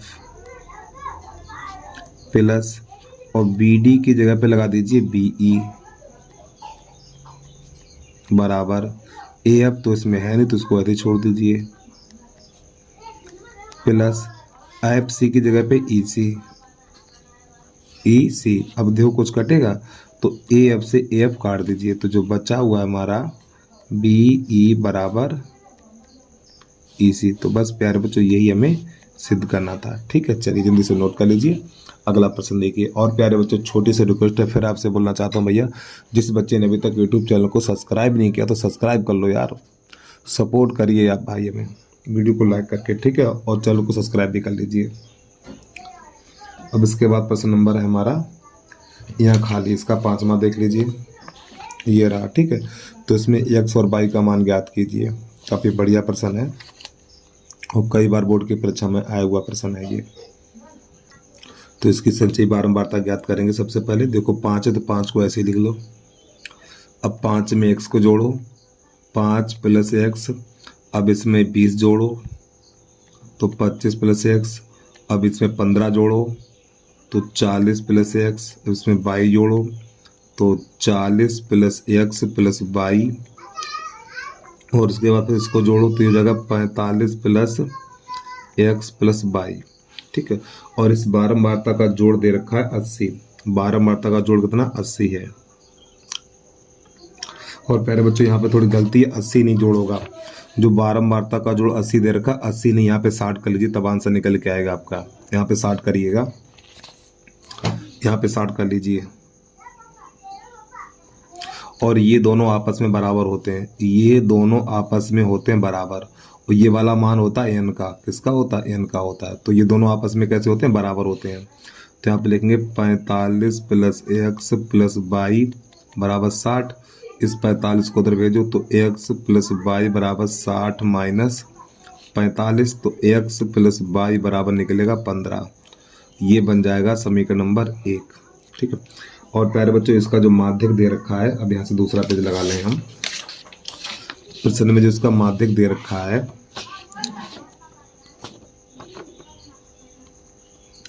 माध्यक अर्थात माध्यिका, तो माध्यिका प्रश्न में है 28.5। तो आपको ये देखना है इसमें 28.5 कहाँ पर आएगा, इधर देखना है। तो 28.5 हमें मिलेगा यहाँ पर। तो हमारा जो 28.5 यहाँ पर मिलेगा। ठीक है, यहाँ पर ये, तो ये L बराबर हो जाएगा हमारा 20। L बराबर कितना हो जाएगा, 20 हो जाएगा। और ये हो जाएगा बेटा हमारा F, और इसके सामने से ऊपर वाला ये हो जाएगा CF। तो एक बार पे समझिए 28.5 कहाँ चला गया पेज यार, 1 मिनट रुक जाना भैया। देखो इसका जो माध्यक है 28.5 है हमारा। तो हमने देखा 28.5 20 से 30 के बीच में आएगा। तो L का मान 20 हो जाएगा, F का मान 20 हो जाएगा, और इसके सामने यानी कि इसी के सामने इससे पहले वाला CF ये हो जाएगा हमारा। तो अब लगा देंगे माध्यक का सूत्र, चलिए समझिएगा। तो यहाँ पे लिखना है माध्यक बराबर L प्लस n बटा 2, L प्लस n बटा 2 माइनस CF और बटा F और इंटू H। अब ये वाला मान होता है n का, ये किसका मान होता है, n का मान होता है। तो यहाँ पे लिख दें हम n बराबर 45 प्लस x प्लस y। ठीक, ये n का मान होता है। और इसमें वर्ग अंतराल में कितने का अंतर है, देखो 10 का अंतर है। तो h बराबर हमारा हो जाएगा 10। तो ये सब मान 1 2 3 4 और ये 5 मान कहाँ लगेंगे, इस सूत्र में लगेंगे। तो पहले यहाँ पे इस सूत्र को थोड़ा हल कर लें, इसके बाद हल करेंगे। तो माध्यक कितना है, माध्यक है हमारा 28.5 बराबर L प्लस, तो 2 का इसमें गुणा कर दो तो ये बन जाएगा हमारा n माइनस 2CF और बटा 2F, ये 2 नीचे निकल के आ जाएगा, और इंटू H। अब हल करिए इसको, मान लगा दीजिए। तो 28.5 और L का मान हमारा कितना है, L का मान 20 है तो यहाँ 20 लगा दीजिए, प्लस और इस n का मान है हमारा 45 प्लस x और प्लस y। ठीक है, और माइनस 2 और CF का मान है हमारा 5 प्लस x और बटा, तो यहाँ पर जाएगा 2 गुणा, और F का मान कितना है 20 है, और H का मान 10 है। तो ये 0 से 0 हमारा कट जाएगा। तो इतना हल करने के बाद इसको उधर भेजिए। तो 28.5 माइनस का 20 बराबर, तो ये बनेगा हमारा 45 प्लस एक्स प्लस वाई, इसका अंदर गुणा करो तो माइनस का 10 और माइनस का 2x, और बटे में हो जाएगा हमारा 2 दूनी 4, इतना बचेगा। और जब यहाँ पर इसको घटाएंगे तो बचेगा 8.5 बराबर 45 में से 10 घटाइए 35 बचा हुआ है, और माइनस 2x में से एक एक जाएगा तो माइनस का x और प्लस का y और बटा 4। थोड़ा और आगे बढ़िए, तो जिसके नीचे कुछ नहीं उसके नीचे एक कर लो, इसका इसमें और इसका इसमें, तो पहले इसका ही कर लो। तो 5 चौक 20 हासिल 2, 5 चौक 20 हासिल 2 लगी हुई है। अब इसके बाद 4 टू 32, 32 और 2 34, और 10 में से पीछे एक अंक है, तो बराबर हो जाएगा हमारा 35 माइनस एक्स और प्लस वाई।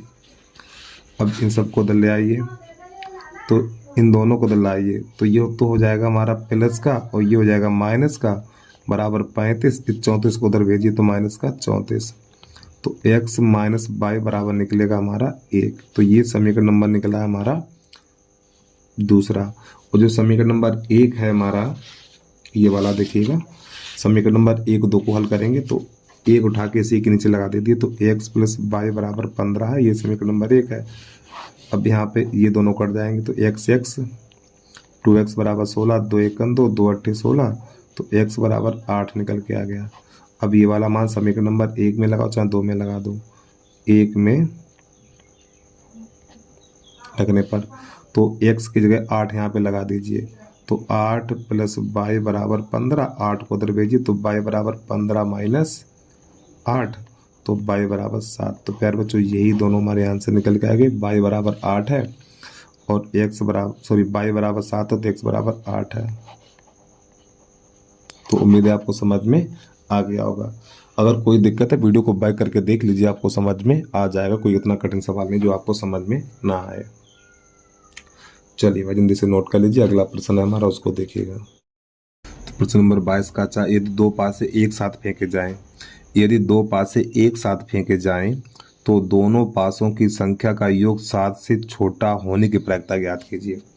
तो जब ये दोनों पासे एक साथ फेंके जाएंगे तो कुल परिणाम 36 होंगे। तो पहले लिखेंगे कुल परिणाम, तो यहाँ पे लिखना है 11, 12, 13, 14, 15 और ये 16। फिर लिखना हमें 21, 22, 23, 24, 25, 26, 31, 32, 33, 34, 35 और जी 36। फिर लिखना है 41, 42, 43, 44, 45 और जी 46। लिखना 51, 52, 53, 54, 55 और ये 56, 61, 62, 63, 64, 65 और जी 66। अब इन सब के बीच में लगा लीजिए कामा।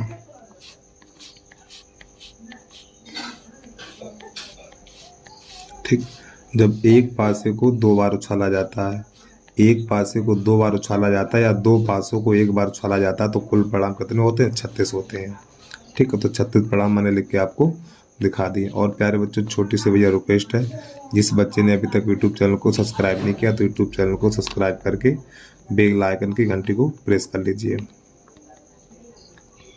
तो इसका जो कुल परिणाम है वो कितना है? 36 है। तो जो हमारे कुल परिणाम 36 है ये। ठीक है, तो प्रश्न कह रहा है यहाँ पर योगफल 7 से छोटा हो, योगफल 7 से छोटा हो। तो देखिए जरा ध्यान समझिएगा यहाँ पे जो करने वाले हैं, योगफल 7 से छोटा हो। तो देखो इन दोनों का 2, 3, 4, 5 और ये 6, ये 7 हो जाएगा। 7 से छोटा चाहिए, 1, 2, 3, 4, ये भी ठीक है। 1, 2, 3 ये 7 हो जाएगा, 1, 2 ये भी ठीक है। और ये तो 7 से छोटा कितना है, देख कितनी संख्याएं हैं, 1 2 3 4 5 6 7 8 9 10 11 12 13 14 15, कितना है 15। तो यहाँ पे लिखेंगे प्रायिकता पी ई बराबर 15/36। 3 से काट दीजिए, 3 पंजे 15 और 3 एकम 3, 3 दूनी 6, तो इसका आंसर निकलेगा 5/12। ठीक है। प्रश्न कह रहा था योग 7 से छोटा हो, तो जो हमने क्रॉस किया, जो हमने काटा, वही तो योग 7 से छोटा ही तो है। चलिए भाई जल्दी से नोट कर लीजिए, प्रश्न हमारा कंप्लीट हो गया। अब आ जाइए प्रश्न नंबर 4 के बाद प्रश्न नंबर 23 देखिएगा। और 23 तो आपने कर ही लिया होगा यार, चलो फिर भी एक बार हम बता देंगे उसको। तो प्रश्न नंबर 23 है,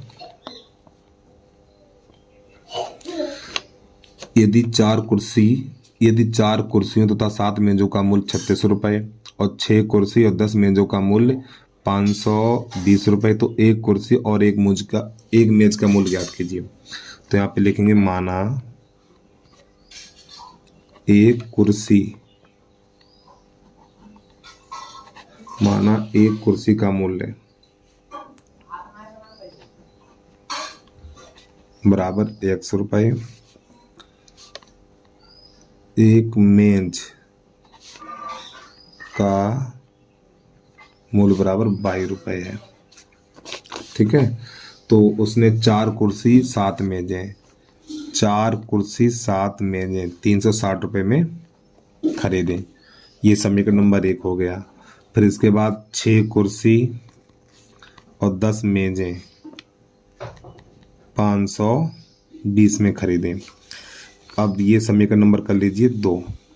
अब क्या करेंगे, इसमें एक को बराबर कर दो, चाहे y को बराबर करो चाहे x को बराबर करो। तो y को बराबर कर दो, तो देखो यहाँ पे 10 है तो 10 का गुणा इसमें कर दीजिए, यहाँ पर 7 तो 7 का गुणा इसमें कर दीजिए। तो 10 का गुणा सब में करो तो ये हो जाएगा 40x, ये बन जाएगा 70y और ये बन जाएगा 3600। 7 का करो 7 छक्का 42x प्लस 70y और ये 0, 7 दूनी 14 की 4 हाथ से लेके और 7 पन्ना 35 और ये 36, इतना 7 दूनी 0, 7 दूनी 14 हाथ से लेकर 7 पन्ना 35 36, सही है। चिन्ह बदलो, माइनस माइनस और ये माइनस, तो यहाँ से ये कट जाएगा तो माइनस का 2x बचेगा और बराबर इसे घटाएंगे तो माइनस का 40 बचेगा। 0 से 0 कट जाएगा, 2 एकम 2, तो ये बना 20। तो x बराबर 20, ये समीकरण नंबर 1 में लगा दो। x का मान समीकरण 1 में रखने पर, तो 1 हमारा यही तो है, तो x की जगह पे 20 लगा देना है। तो ये बन जाएगा 4 गुणा 20 प्लस 7y और बराबर 360, तो ये बन जाएगा हमारा 80। तो 80 प्लस 7y बराबर 360, इसको उधर भेजिए तो 7y बराबर 360 माइनस 80, तो 7y बराबर 0। अब 16 में से 8 जाएगा, 8 बचेगा, यहाँ पे 2 रह जाएगा, 2 7 एकम 7 7 चौक 28, तो y बराबर 40 निकला। तो नई लाइन से लिख देना है एक कुर्सी का मूल्य, हमने x माना था तो x का मान कितना निकला, 20 निकला, तो 20 रुपया। इसके बाद एक मेज का मूल्य बराबर, एक मेज का मूल्य y माना तो y का मान 40 निकला। ठीक, तो ये इसका आंसर आ गया। चलिए भाई जल्दी से नोट करिए, अगला प्रश्न देखिए आप।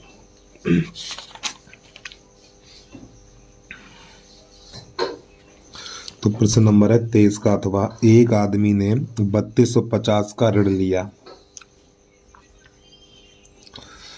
उसने पहले महीने 20 रुपये दिए, फिर वह प्रति माह 15 रुपये बढ़ाता गया, तो वह कितने माह में ऋण चुकता करेगा।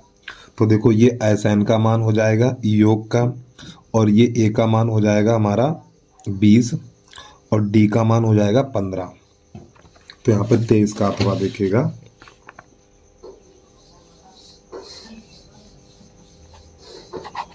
का अथवा, तो यहाँ पर पहले महीने 20 रुपये यानी A बराबर हो जाएगा हमारा 20, फिर इसके बाद 15 रुपये प्रति माह बढ़ाए हैं तो D बराबर हो जाएगा 15। और प्यारे बच्चों SN बराबर दिया हुआ है 50। तो सूत्र लगा दीजिए एस एन बराबर, तो एस एन बराबर सूत्र होता है हमारा n/2 2a plus n-1 into D और बराबर 3250। तो n/2 2a का मान 20 और n का तो मान पता नहीं और d का मान 15 बराबर है हमारा 3250। इसको हल करिएगा तो n/2 तो ये तो बन जाएगा 40 प्लस इसका इसमें गुणा करेंगे तो 15 n-15 बराबर 3250। तो 40 में से 15 घटाएंगे, 40 में से 15 घटाएंगे, 40 में से 15 घटाएंगे तो बचेगा हमारा 25 प्लस 15n बराबर 3250। अब यहाँ पे क्या करना है, इसमें से 5 कॉमन ले लो। जब इसमें से 5 कॉमन लेंगे तो 5/2n तो 5 25 5 15 ये बचेगा ऐसे करके, ठीक है, बराबर 3250। 5 एकन 5 और 5 छक्का 30, 2 बचा हुआ, 5 25 और ये 0।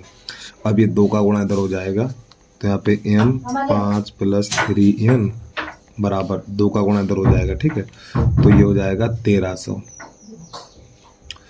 अब इसका अंदर गुणा करिए, जब इसका अंदर गुणा करेंगे तो ये बन जाएगा 3n² प्लस का 5n, इसको अंदर ले आइए माइनस का 1300 बराबर 0। अब 33 तो 3900 के ऐसे गुणनखंड करिए, 3900 के ऐसे गुणनखंड करिए कि घटाने पर 5 मिले। तो सबसे पहले 2 से काटो, 2 एकन 2, 2 नेम 18, 2 पंजे 10, फिर 2 से काटो तो 2 नेम 18, 2 सत्ते 14, 2 पंजे 10। अब इसको काटिए 3 से, 3 त्रिका 9, 3 दूनी 6, 3 पंजे 15। इसको काटिए 5 से, 5 छक्का 30, 5 25। पहले इतना हल कर लीजिए, थोड़ा देख लें कितना हो गया। 5 बोलो ना, 2 दूनी 4, 4 तियो 12 और 12 पंजे 60, 60 गुणा 65। हाँ ठीक, काम हो गया, यानी 65 गुणा 60। जब इन दोनों का गुणा करेंगे तो 1300 निकल के आएगा, सॉरी 3900 निकल के आएगा ना, 3900। देखो 56 जा 30, 36 3 39 सही है। तो यहाँ पे लिखेंगे 3n² प्लस n 65 माइनस 60 और माइनस 1300 और बराबर 0। तो 3n² प्लस अंदर गुणा करिए तो ये बन जाएगा हमारा 65n और माइनस 60n और माइनस का 1300 बराबर 0।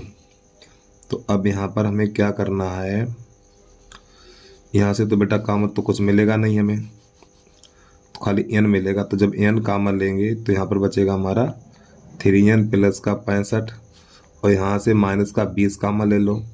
जब यहाँ से माइनस का 20 कामन लेंगे तो 20 तियाँ 60, तो 3n और माइनस जब यहाँ से 20 कामन लेंगे तो यहाँ पर बचेगा हमारा 65 और बराबर 0। प्लस का चिन्ह आएगा, 3n प्लस का 65 और n माइनस 20 बराबर 0। तो यहाँ से n का मान अमान्य हो जाएगा तो n का मान यहाँ से निकालेंगे, n माइनस 20 बराबर 0, तो n बराबर 20। तो यही आंसर आ गया। तो हमारे जो पदों की संख्या यानी प्रश्न क्या कर रहा था लास्ट में, कितने माह में ऋण चुकता करेगा, ठीक है, तो 20 माह बाद, 20 माह यानी 20 माह में वह ऋण चुकता कर देगा। तो ये इसका आंसर आ गया भाई। चलिए जल्दी से नोट कर लीजिए। अगला प्रश्न देखिए, प्रश्न नंबर 24। प्रश्न नंबर 24 है, एक बहुमंजिल भवन के शिखर से देखने पर एक 8 मीटर ऊंचे भवन के शिखर तथा तल का अवनमन कोण क्रमशः 30-45 अंश पाया गया। तो बहुमंजिल भवन की ऊंचाई और दोनों भवनों के बीच की दूरी ज्ञात कीजिए। तो पहले प्रश्न नंबर है हमारा 24। तो प्रश्न कह रहा है एक बहुमंजिल भवन, ये बहुत ऊंचा भवन है, बहुमंजिल भवन के शिखर से देखने पर 8 मीटर ऊंचे भवन, लो ये बहुमंजिल भवन है और एक ही हमारा 8 मीटर ऊंचा भवन है। ठीक है, इसका शिखर ये, एक बार प्रश्न को समझिए।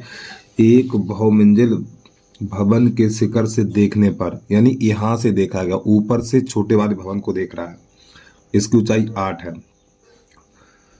भवन के शिखर और तल के अवनमन कोण क्रमशः, पहले इसने इसको देखा फिर इसके तल को देखा, तो जो कोण हमारे हैं वो क्रमशः कितने बने हैं? ये वाला बना हमारा 30 का और ये वाला बना 45 का।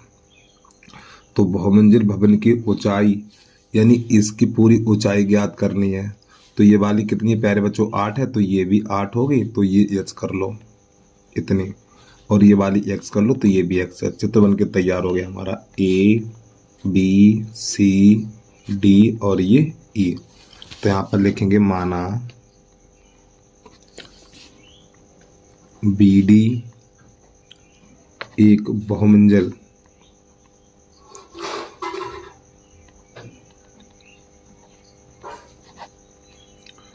भवन तथा AE एक भवन है, यानी ये बहुमंजिल भवन है और ये भवन है, ये बड़ा और ये छोटा है। तो हमें क्या ज्ञात करना है? ये देखो, इसकी ऊंचाई BD ज्ञात करनी है, BD के बाद इस x का मान निकालना है कि बहुमंजिल भवन से ये भवन कितनी दूरी पर है, ये बताना है, यानी इन दोनों के बीच की दूरी कितनी है।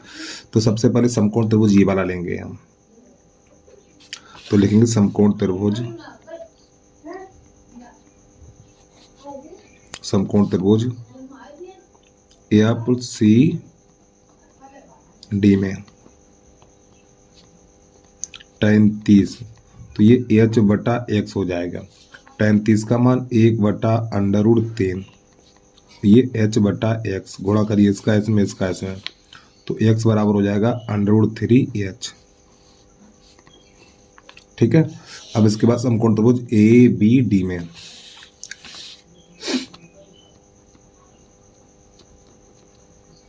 समकोण त्रिभुज ABD में tan 45, तो हो जाएगा AH + 8 और बटा x, और tan 45 का मान 1, तो AH + 8 बटा इस x का मान कितना है?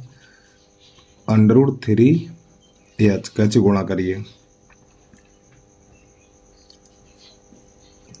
और प्यारे बच्चों थोड़ी गलती कर दी हमने। गलती क्या कर दी है, अभी ध्यान आया हमको। देखो ये थोड़ा यहाँ से ऐसे मिला लीजिए आप इसको, ठीक है, यहाँ पे कर लो, ये आप कर लो इसको, ठीक है, यहाँ पर इस पॉइंट को। तो ये वाला कोण हमारा 30 का और ये वाला कोण है 45 का। थोड़ा चित्र में इतना काम और कर लीजिए आप। अब आ जाइए, तो यहाँ पे गुणा करिए, इसका गुणा इसमें और इसका इसमें, तो ये बनेगा जाके हमारा AH + 8 बराबर, अभी नहीं, पहले इसका कर लो √3h, ऐसे करके 3h बराबर, यानी इसका गुणा इसमें, इसके नीचे कर लो, इसका गुणा इसमें और इसका इसमें। अब इस h को इधर ले आओ, तो √3h - h बराबर 8, तो यहाँ से h कॉमन ले लो, तो √3 - 1 बराबर 8, इसका भाग लगा दो, तो h बराबर निकलेगा 8 बटा √3 - 1, परमेकड़ करो, तो √3 + 1 और बटा √3 - 1, तो ये h बराबर हो जाएगा 8 √3 + 1 और बटा एक बार प्लस एक बार माइनस है, तो ये 3 - 1 बन जाएगा। तो h बराबर 8 √3 + 1 और बटा नीचे बचेगा 2, 2 एकम 2, 2 चौकू 8, 4 का अंदर गुणा करिए। जब 4 का अंदर गुणा करेंगे तो h बराबर हो जाएगा हमारा 4 √3 और +4 इतना। अब क्या करना हमें, अब पहले तो निकाल लीजिए AB बराबर, यानी x का मान निकालिए, इस x का मान निकाल लो। तो यहाँ पर लिखेंगे AB बराबर x, यानी कि भवनों के बीच की दूरी।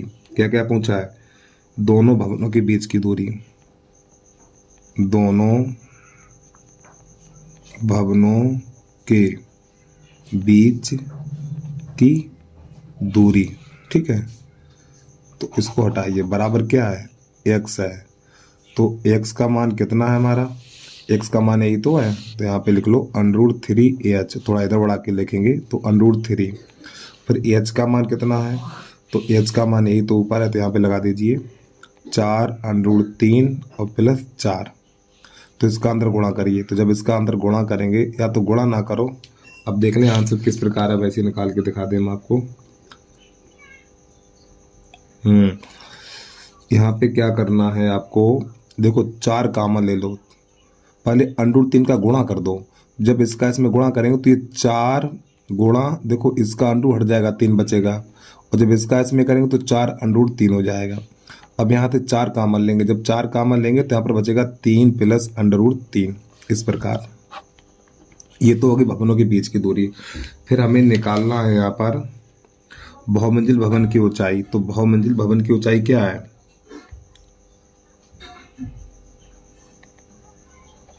बहुमंजिल भवन की ऊंचाई बराबर h + 8, यही तो h + 8।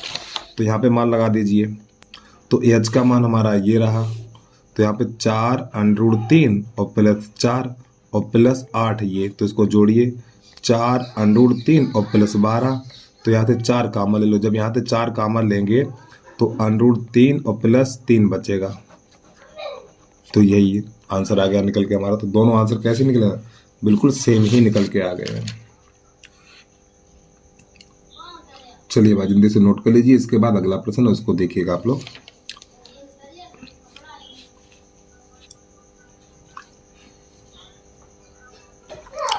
तो अब यहां से प्रश्न नंबर 24 का अथवा देखिएगा।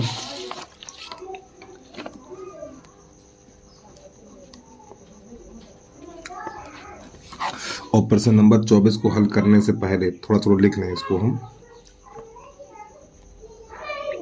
sin theta plus cos theta का होल वर्ग plus cos theta plus sec theta का होल वर्ग बराबर 7 प्लस tan स्क्वायर थीटा और प्लस cot स्क्वायर थीटा। तो यहाँ पे लिखना LHS sin theta plus cosec theta का होल वर्ग और plus cos theta plus sec theta का होल वर्ग। तो प्रश्न को शुरू करने से पहले यहाँ पे 2-3 सूत्र पहले उनको देख लीजिए, और पीछे बता चुका हूँ आपको, और भूल गए तो उसके लिए हम क्या करें। तो यहाँ पे सूत्र लिख लीजिए पहले, देखो sin theta into cosec theta बराबर 1 होता है, cos theta into sec theta बराबर 1 होता है, और tan theta into cot theta बराबर 1 होता है। ठीक, और यहाँ पे सूत्र लगेगा a प्लस बी का होल वर्ग बराबर होता है a square plus B square plus 2ab। तो ये सूत्र यूज होंगे यहाँ पर। ठीक है, अपनी कॉपी पे लिख लीजिए आराम से। चलिए समझिए, तो सबसे पहले तो यहाँ पे a प्लस बी का होल वर्ग, तो ये बनेगा हमारा sine square theta plus cos square theta plus 2 sine theta into cos theta. अरे भैया cosec theta a square plus B square plus 2ab नहीं करोगे क्या। इसी प्रकार यहाँ पर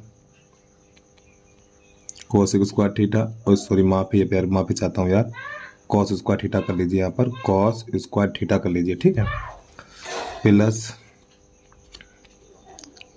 सेक स्क्वायर थीटा, ये कॉस स्क्वायर थीटा लिख लीजिए यहाँ पर अपने आप खुद, और प्लस 2 कॉस थीटा और ये सेक थीटा।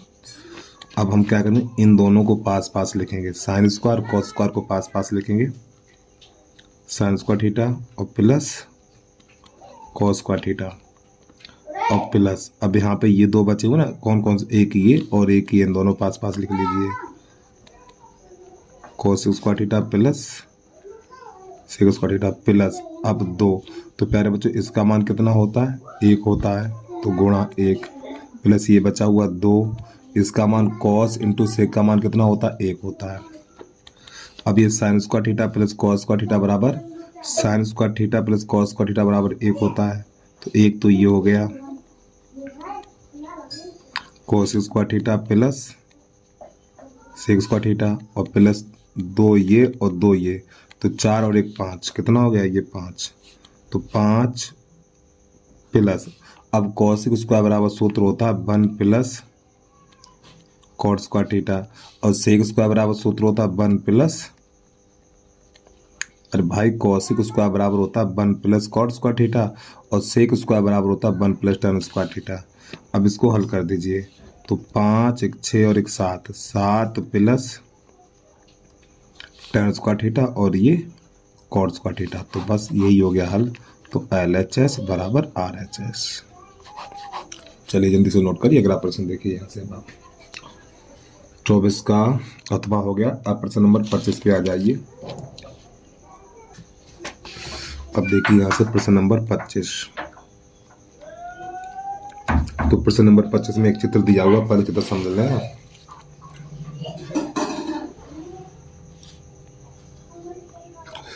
इस शंकु के ऊपर एक अर्धगोला स्थित है, ठीक है, या अध्यारोपित है। तो पहले तो बात समझिए आप, शंकु और अर्धगोले की त्रिज्या समान होगी। अर्धगोले तथा शंकु की त्रिज्या समान है, ठीक है। अब यहाँ पे ए बी बराबर, तो यहाँ पे नाम भी दिया हुआ है इसने इस प्रकार। तो प्यारे बच्चे, यहाँ पर ए है, यहाँ पर बी है, यहाँ पर सी है, यहाँ पे डी है। तो ये ए बी क्या व्यास है, तो 2r बराबर दे रखा है 3.5। तो r बराबर हो जाएगा 3.5 बटा 2, इसका दशमलव घटाओ। तो यहाँ से इसका हम दशमलव हटाएंगे तो नीचे 0 बढ़ा देंगे। तो r बराबर हो जाएगा हमारा 35/20। अब इसको 5 से काटिए, 5 7 35 और 5 चौक 20। तो r बराबर निकला हमारा 7/4 इतना।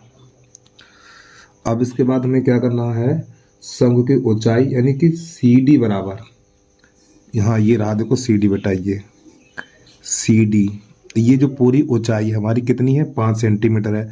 और 5 में हमें पता है ये वाली ऊंचाई कितनी, देखो ये यहाँ से आप कह सकते हो अर्धगोले का केंद्र है। तो ये बेटा ये वाली दूरी, ये त्रिज्या है ना, ये वाली दूरी हमारी 7/4 है, ये वाली 7/4 है और ये 7/4 है और ये भी 7/4 है, 7/4। अब यहाँ से लेके यहाँ तक ये पूरी 5 है, यहाँ से लेके यहाँ तक पूरी 5 है। अच्छा ये क्या है, ये हमारी शंकु की ऊंचाई है, यहाँ से लेके यहाँ तक शंकु की ऊंचाई है, फिर यहाँ से लेके यहाँ तक अर्धगोले की त्रिज्या है। तो शंकु की ऊंचाई निकालेंगे, तो यहाँ पे लिखेंगे हम शंकु की ऊंचाई यानी h बराबर, कैसे निकालेंगे, 5 में से 7/4 घटा देंगे। हम इसको हल करेंगे तो 5 चौक 20, 20 माइनस 7 और बटा 4, तो ये निकलेगा 13/4। ये हमारी शंकु की ऊंचाई निकल के आ गई है। अब यहाँ से दूसरा पेज लगाएंगे हम, उसको देखिएगा आगे क्या करेंगे हम। अब यहाँ से इसका L निकालेंगे यानी शंकु की तिरछी ऊंचाई। तो L बराबर सूत्र होता है हमारा √AH² प्लस R²। मान लगा दीजिए भाई यहाँ पर। तो H का मान कितना है, 13/4 का होल वर्ग प्लस इस R का मान, कुछ गलत तो नहीं हुआ, हाँ हो तो ठीक रहा है।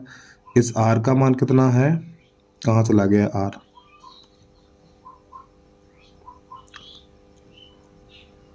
R का मान है 7/4 का होल वर्ग, इस प्रकार। तो ये हो जाएगा √169/16 ये हो जाएगा प्लस, और ये कितना हो जाएगा, ये बन जाएगा हमारा 49/16, इस प्रकार। थोड़ा और इसको आगे हल करेंगे हम, तो जब हर समान, यहाँ पे 16 करिए, हर समान है तो अंत जोड़ दीजिए, तो अंत जोड़ेंगे तो 9 9 18 के 8 हाथ से लेकर और 16 4 20 और 1 21 और बटा 16। ये अंडरूट यहाँ तक है हमारा। अब 16 को 4 लिखा जाएगा, 16 को लिखा जाएगा 4, तो हो जाएगा अंडर रूट 218 बटा 4 इस प्रकार। तो ये एल का मान मिल गया हमें। अब आ जाइए प्रश्न क्या कह रहा है उसको देखिएगा। तो प्रश्न कह रहा है यहाँ पर, तो संपूर्ण पृष्ठ क्षेत्रफल ज्ञात कीजिए, यानी इस ठोस का संपूर्ण पृष्ठ क्षेत्रफल ज्ञात करना है। तो आगे हमें लिखना है इससे, ठोस का संपूर्ण पृष्ठ। तो इस ठोस में अर्धगोला है, तो अर्धगोले का बग पृष्ठ 2 पाई आर स्क्वायर, और इसमें शंकु है तो शंकु का बग पृष्ठ पाई आर एल।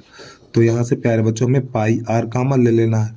जब पाई आर कॉमन लेंगे तो यहाँ पर बचेगा ये 2r और प्लस एल बचेगा।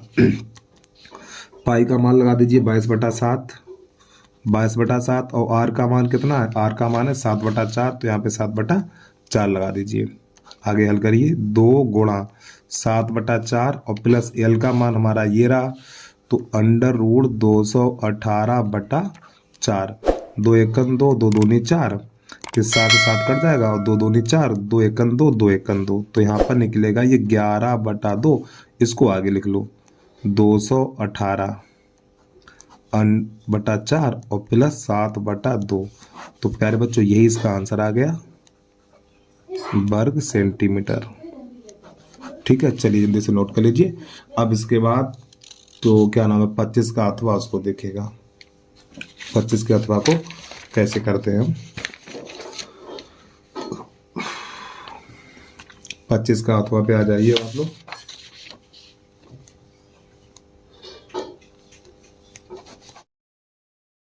तो प्रश्न नंबर 25 का अथवा है, पानी से भरे एक अर्धगोले टैंक को एक पाइप के द्वारा 3 सही 4/7 लीटर प्रति सेकंड की दर से खाली किया जाता है, यानी कि 1 सेकंड में इतने लीटर पानी बाहर निकल जाता है। यह पाइप टैंक को आधा खाली करने में कितना समय लेगा यदि टैंक का व्यास 3 मीटर है। चलिए समझिएगा इसको ध्यान से। तो यहाँ पे एक बना लेना आपको अर्धगोला। तो प्यारे बच्चों इस अर्धगोले में पानी भरा हुआ है, ये पूरा भरा हुआ है, ठीक है, ये पूरा पानी से भरा हुआ है। तो जो इसका व्यास है, तो यहाँ पे लिखेंगे व्यास बराबर 3 मीटर। तो त्रिज्या कितनी हो जाएगी, r बराबर 3/2 मीटर यहाँ तक, ठीक है। तो इस अर्धगोले का आयतन निकालेंगे, तो यहाँ पे लिखेंगे अर्धगोले का आयतन, अर्धगोले का आयतन। तो अर्धगोले का आयतन होगा हमारा 2/3 पाई आर क्यू, मान लगा दीजिए 2/3, पाई का मान 22/7 और इस आर का मान है 3/2 गुणा 3/2 गुणा 3/2। तो ये 3 से 3 चला जाएगा, ये 2 से 2 चला जाएगा, फिर 2 एकन 2, 2 एकन 2, 2 एकन 2। तो ये बचा हुआ हमारा 99/7 दूनी 14, इतने घन मीटर इतना बना हुआ है। तो ये अर्धगोले का आयतन है, लेकिन हमें इसमें से आधा ही तो खाली करना है भैया, इसमें आधा खाली करना है, यानी अर्धगोले में जो पानी भरा हुआ है इतने घन लीटर है। अब इसको हमें आधा खाली करना है, तो आधा खाली करने के लिए इसमें 2 का भाग लगाएंगे। तो यहाँ पे लिखेंगे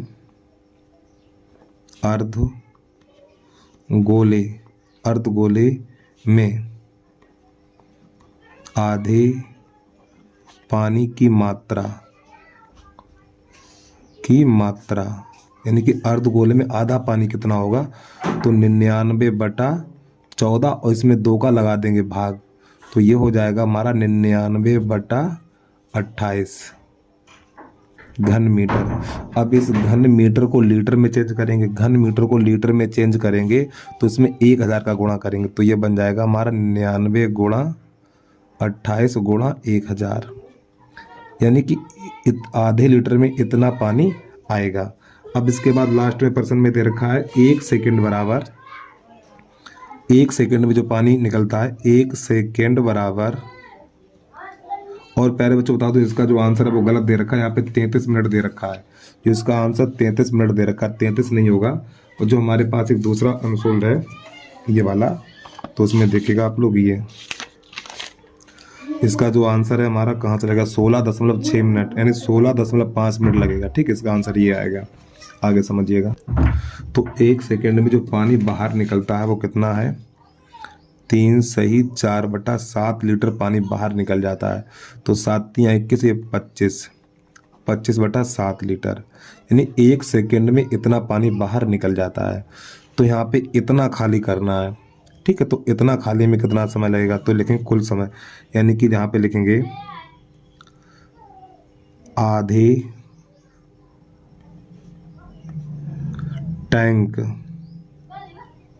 टैंक को खाली करने में लगा समय। तो इसका भाग हमें इसमें लगा देना है। तो यहाँ पर लिखेंगे 99 × 100 और बटा 28 और बटा, अरे भैया इसको ऊपर लिख दिया ना हमने, और बटा 25/7। तो प्यारे बच्चों ये 7 जाएगा ऊपर और ये आएगा नीचे। कैसे करके देखिएगा, अरे भाई इसको पहुँचाना है यहाँ पर और इसको लगाना है यहाँ पर। तो ये बन जाएगा 99 × 1000, यहाँ पे 1000 कर लो, और गुणा 7, और बटा हो जाएगा 28 × 25, 7 × 7 और 7 × 28। तो ये 99 × 1000 और बटा ये बनेगा जाके हमारा 100 बनेगा। ठीक, 25 चौकू 100, पर ये 2 जीरो से 2 जीरो कट जाएगा। तो हमारा यहाँ पर बचेगा 990 सेकेंड। ठीक है, इतना सेकेंड। अब सेकेंड को मिनट में चेंज करना है, तो जब सेकेंड को मिनट में चेंज करना है तो इसमें 60 का भाग लगाएंगे। तो नई लाइन से लिख लीजिएगा आप लोग, ध्यान समझिएगा। तो सेकेंड को इस सेकेंड को मिनट में चेंज करेंगे तो इसमें 60 का भाग लगाएंगे। तो समय बराबर यहाँ पे इधर लगा के दिखा दें हम, इसमें 60 का भाग लगाएंगे तो ये बन जाएगा हमारा इतना। तो 60 × 60, तो यहाँ पर बचेगा 9, 3 इसका ले लो उतारा।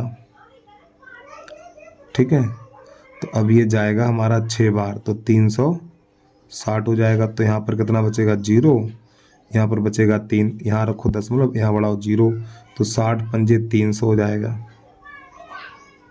तो जो इसमें जब हम 60 का भाग लगाएंगे, अभी यहाँ पे नहीं लगाएंगे, यहाँ पे नहीं लगाएंगे। ठीक है, तो यार जगह तो बची नहीं है, चलो इतने में लिख के दे रहा हूँ मैं। पहले यहाँ लिखेंगे 990/60। जैसे ही हमने 60 का भाग लगाया तो प्यारे बच्चों ये मिनट में चेंज हो गया। अब 60 का भाग इसमें लगाएंगे तो हमारा जो आएगा 16.5 मिनट। ठीक, यहाँ पे मिनट सही लिख लीजिए यार 16.5 मिनट। ठीक, तो ये इसका आंसर निकल के आ जाएगा। ठीक है, तो प्यारे बच्चों ये प्रश्न आपको उम्मीद है समझ में आ गया होगा। तो बस आज के लिए इतना ही। और एक बार लास्ट में फिर कहना चाहते हैं भाई, जिस बच्चे ने अभी तक यूट्यूब चैनल को सब्सक्राइब नहीं किया है तो सब्सक्राइब करके बेल आइकन घंटी को प्रेस कर लीजिए। तो बस आज के लिए इतना ही। जय हिंद, जय भारत।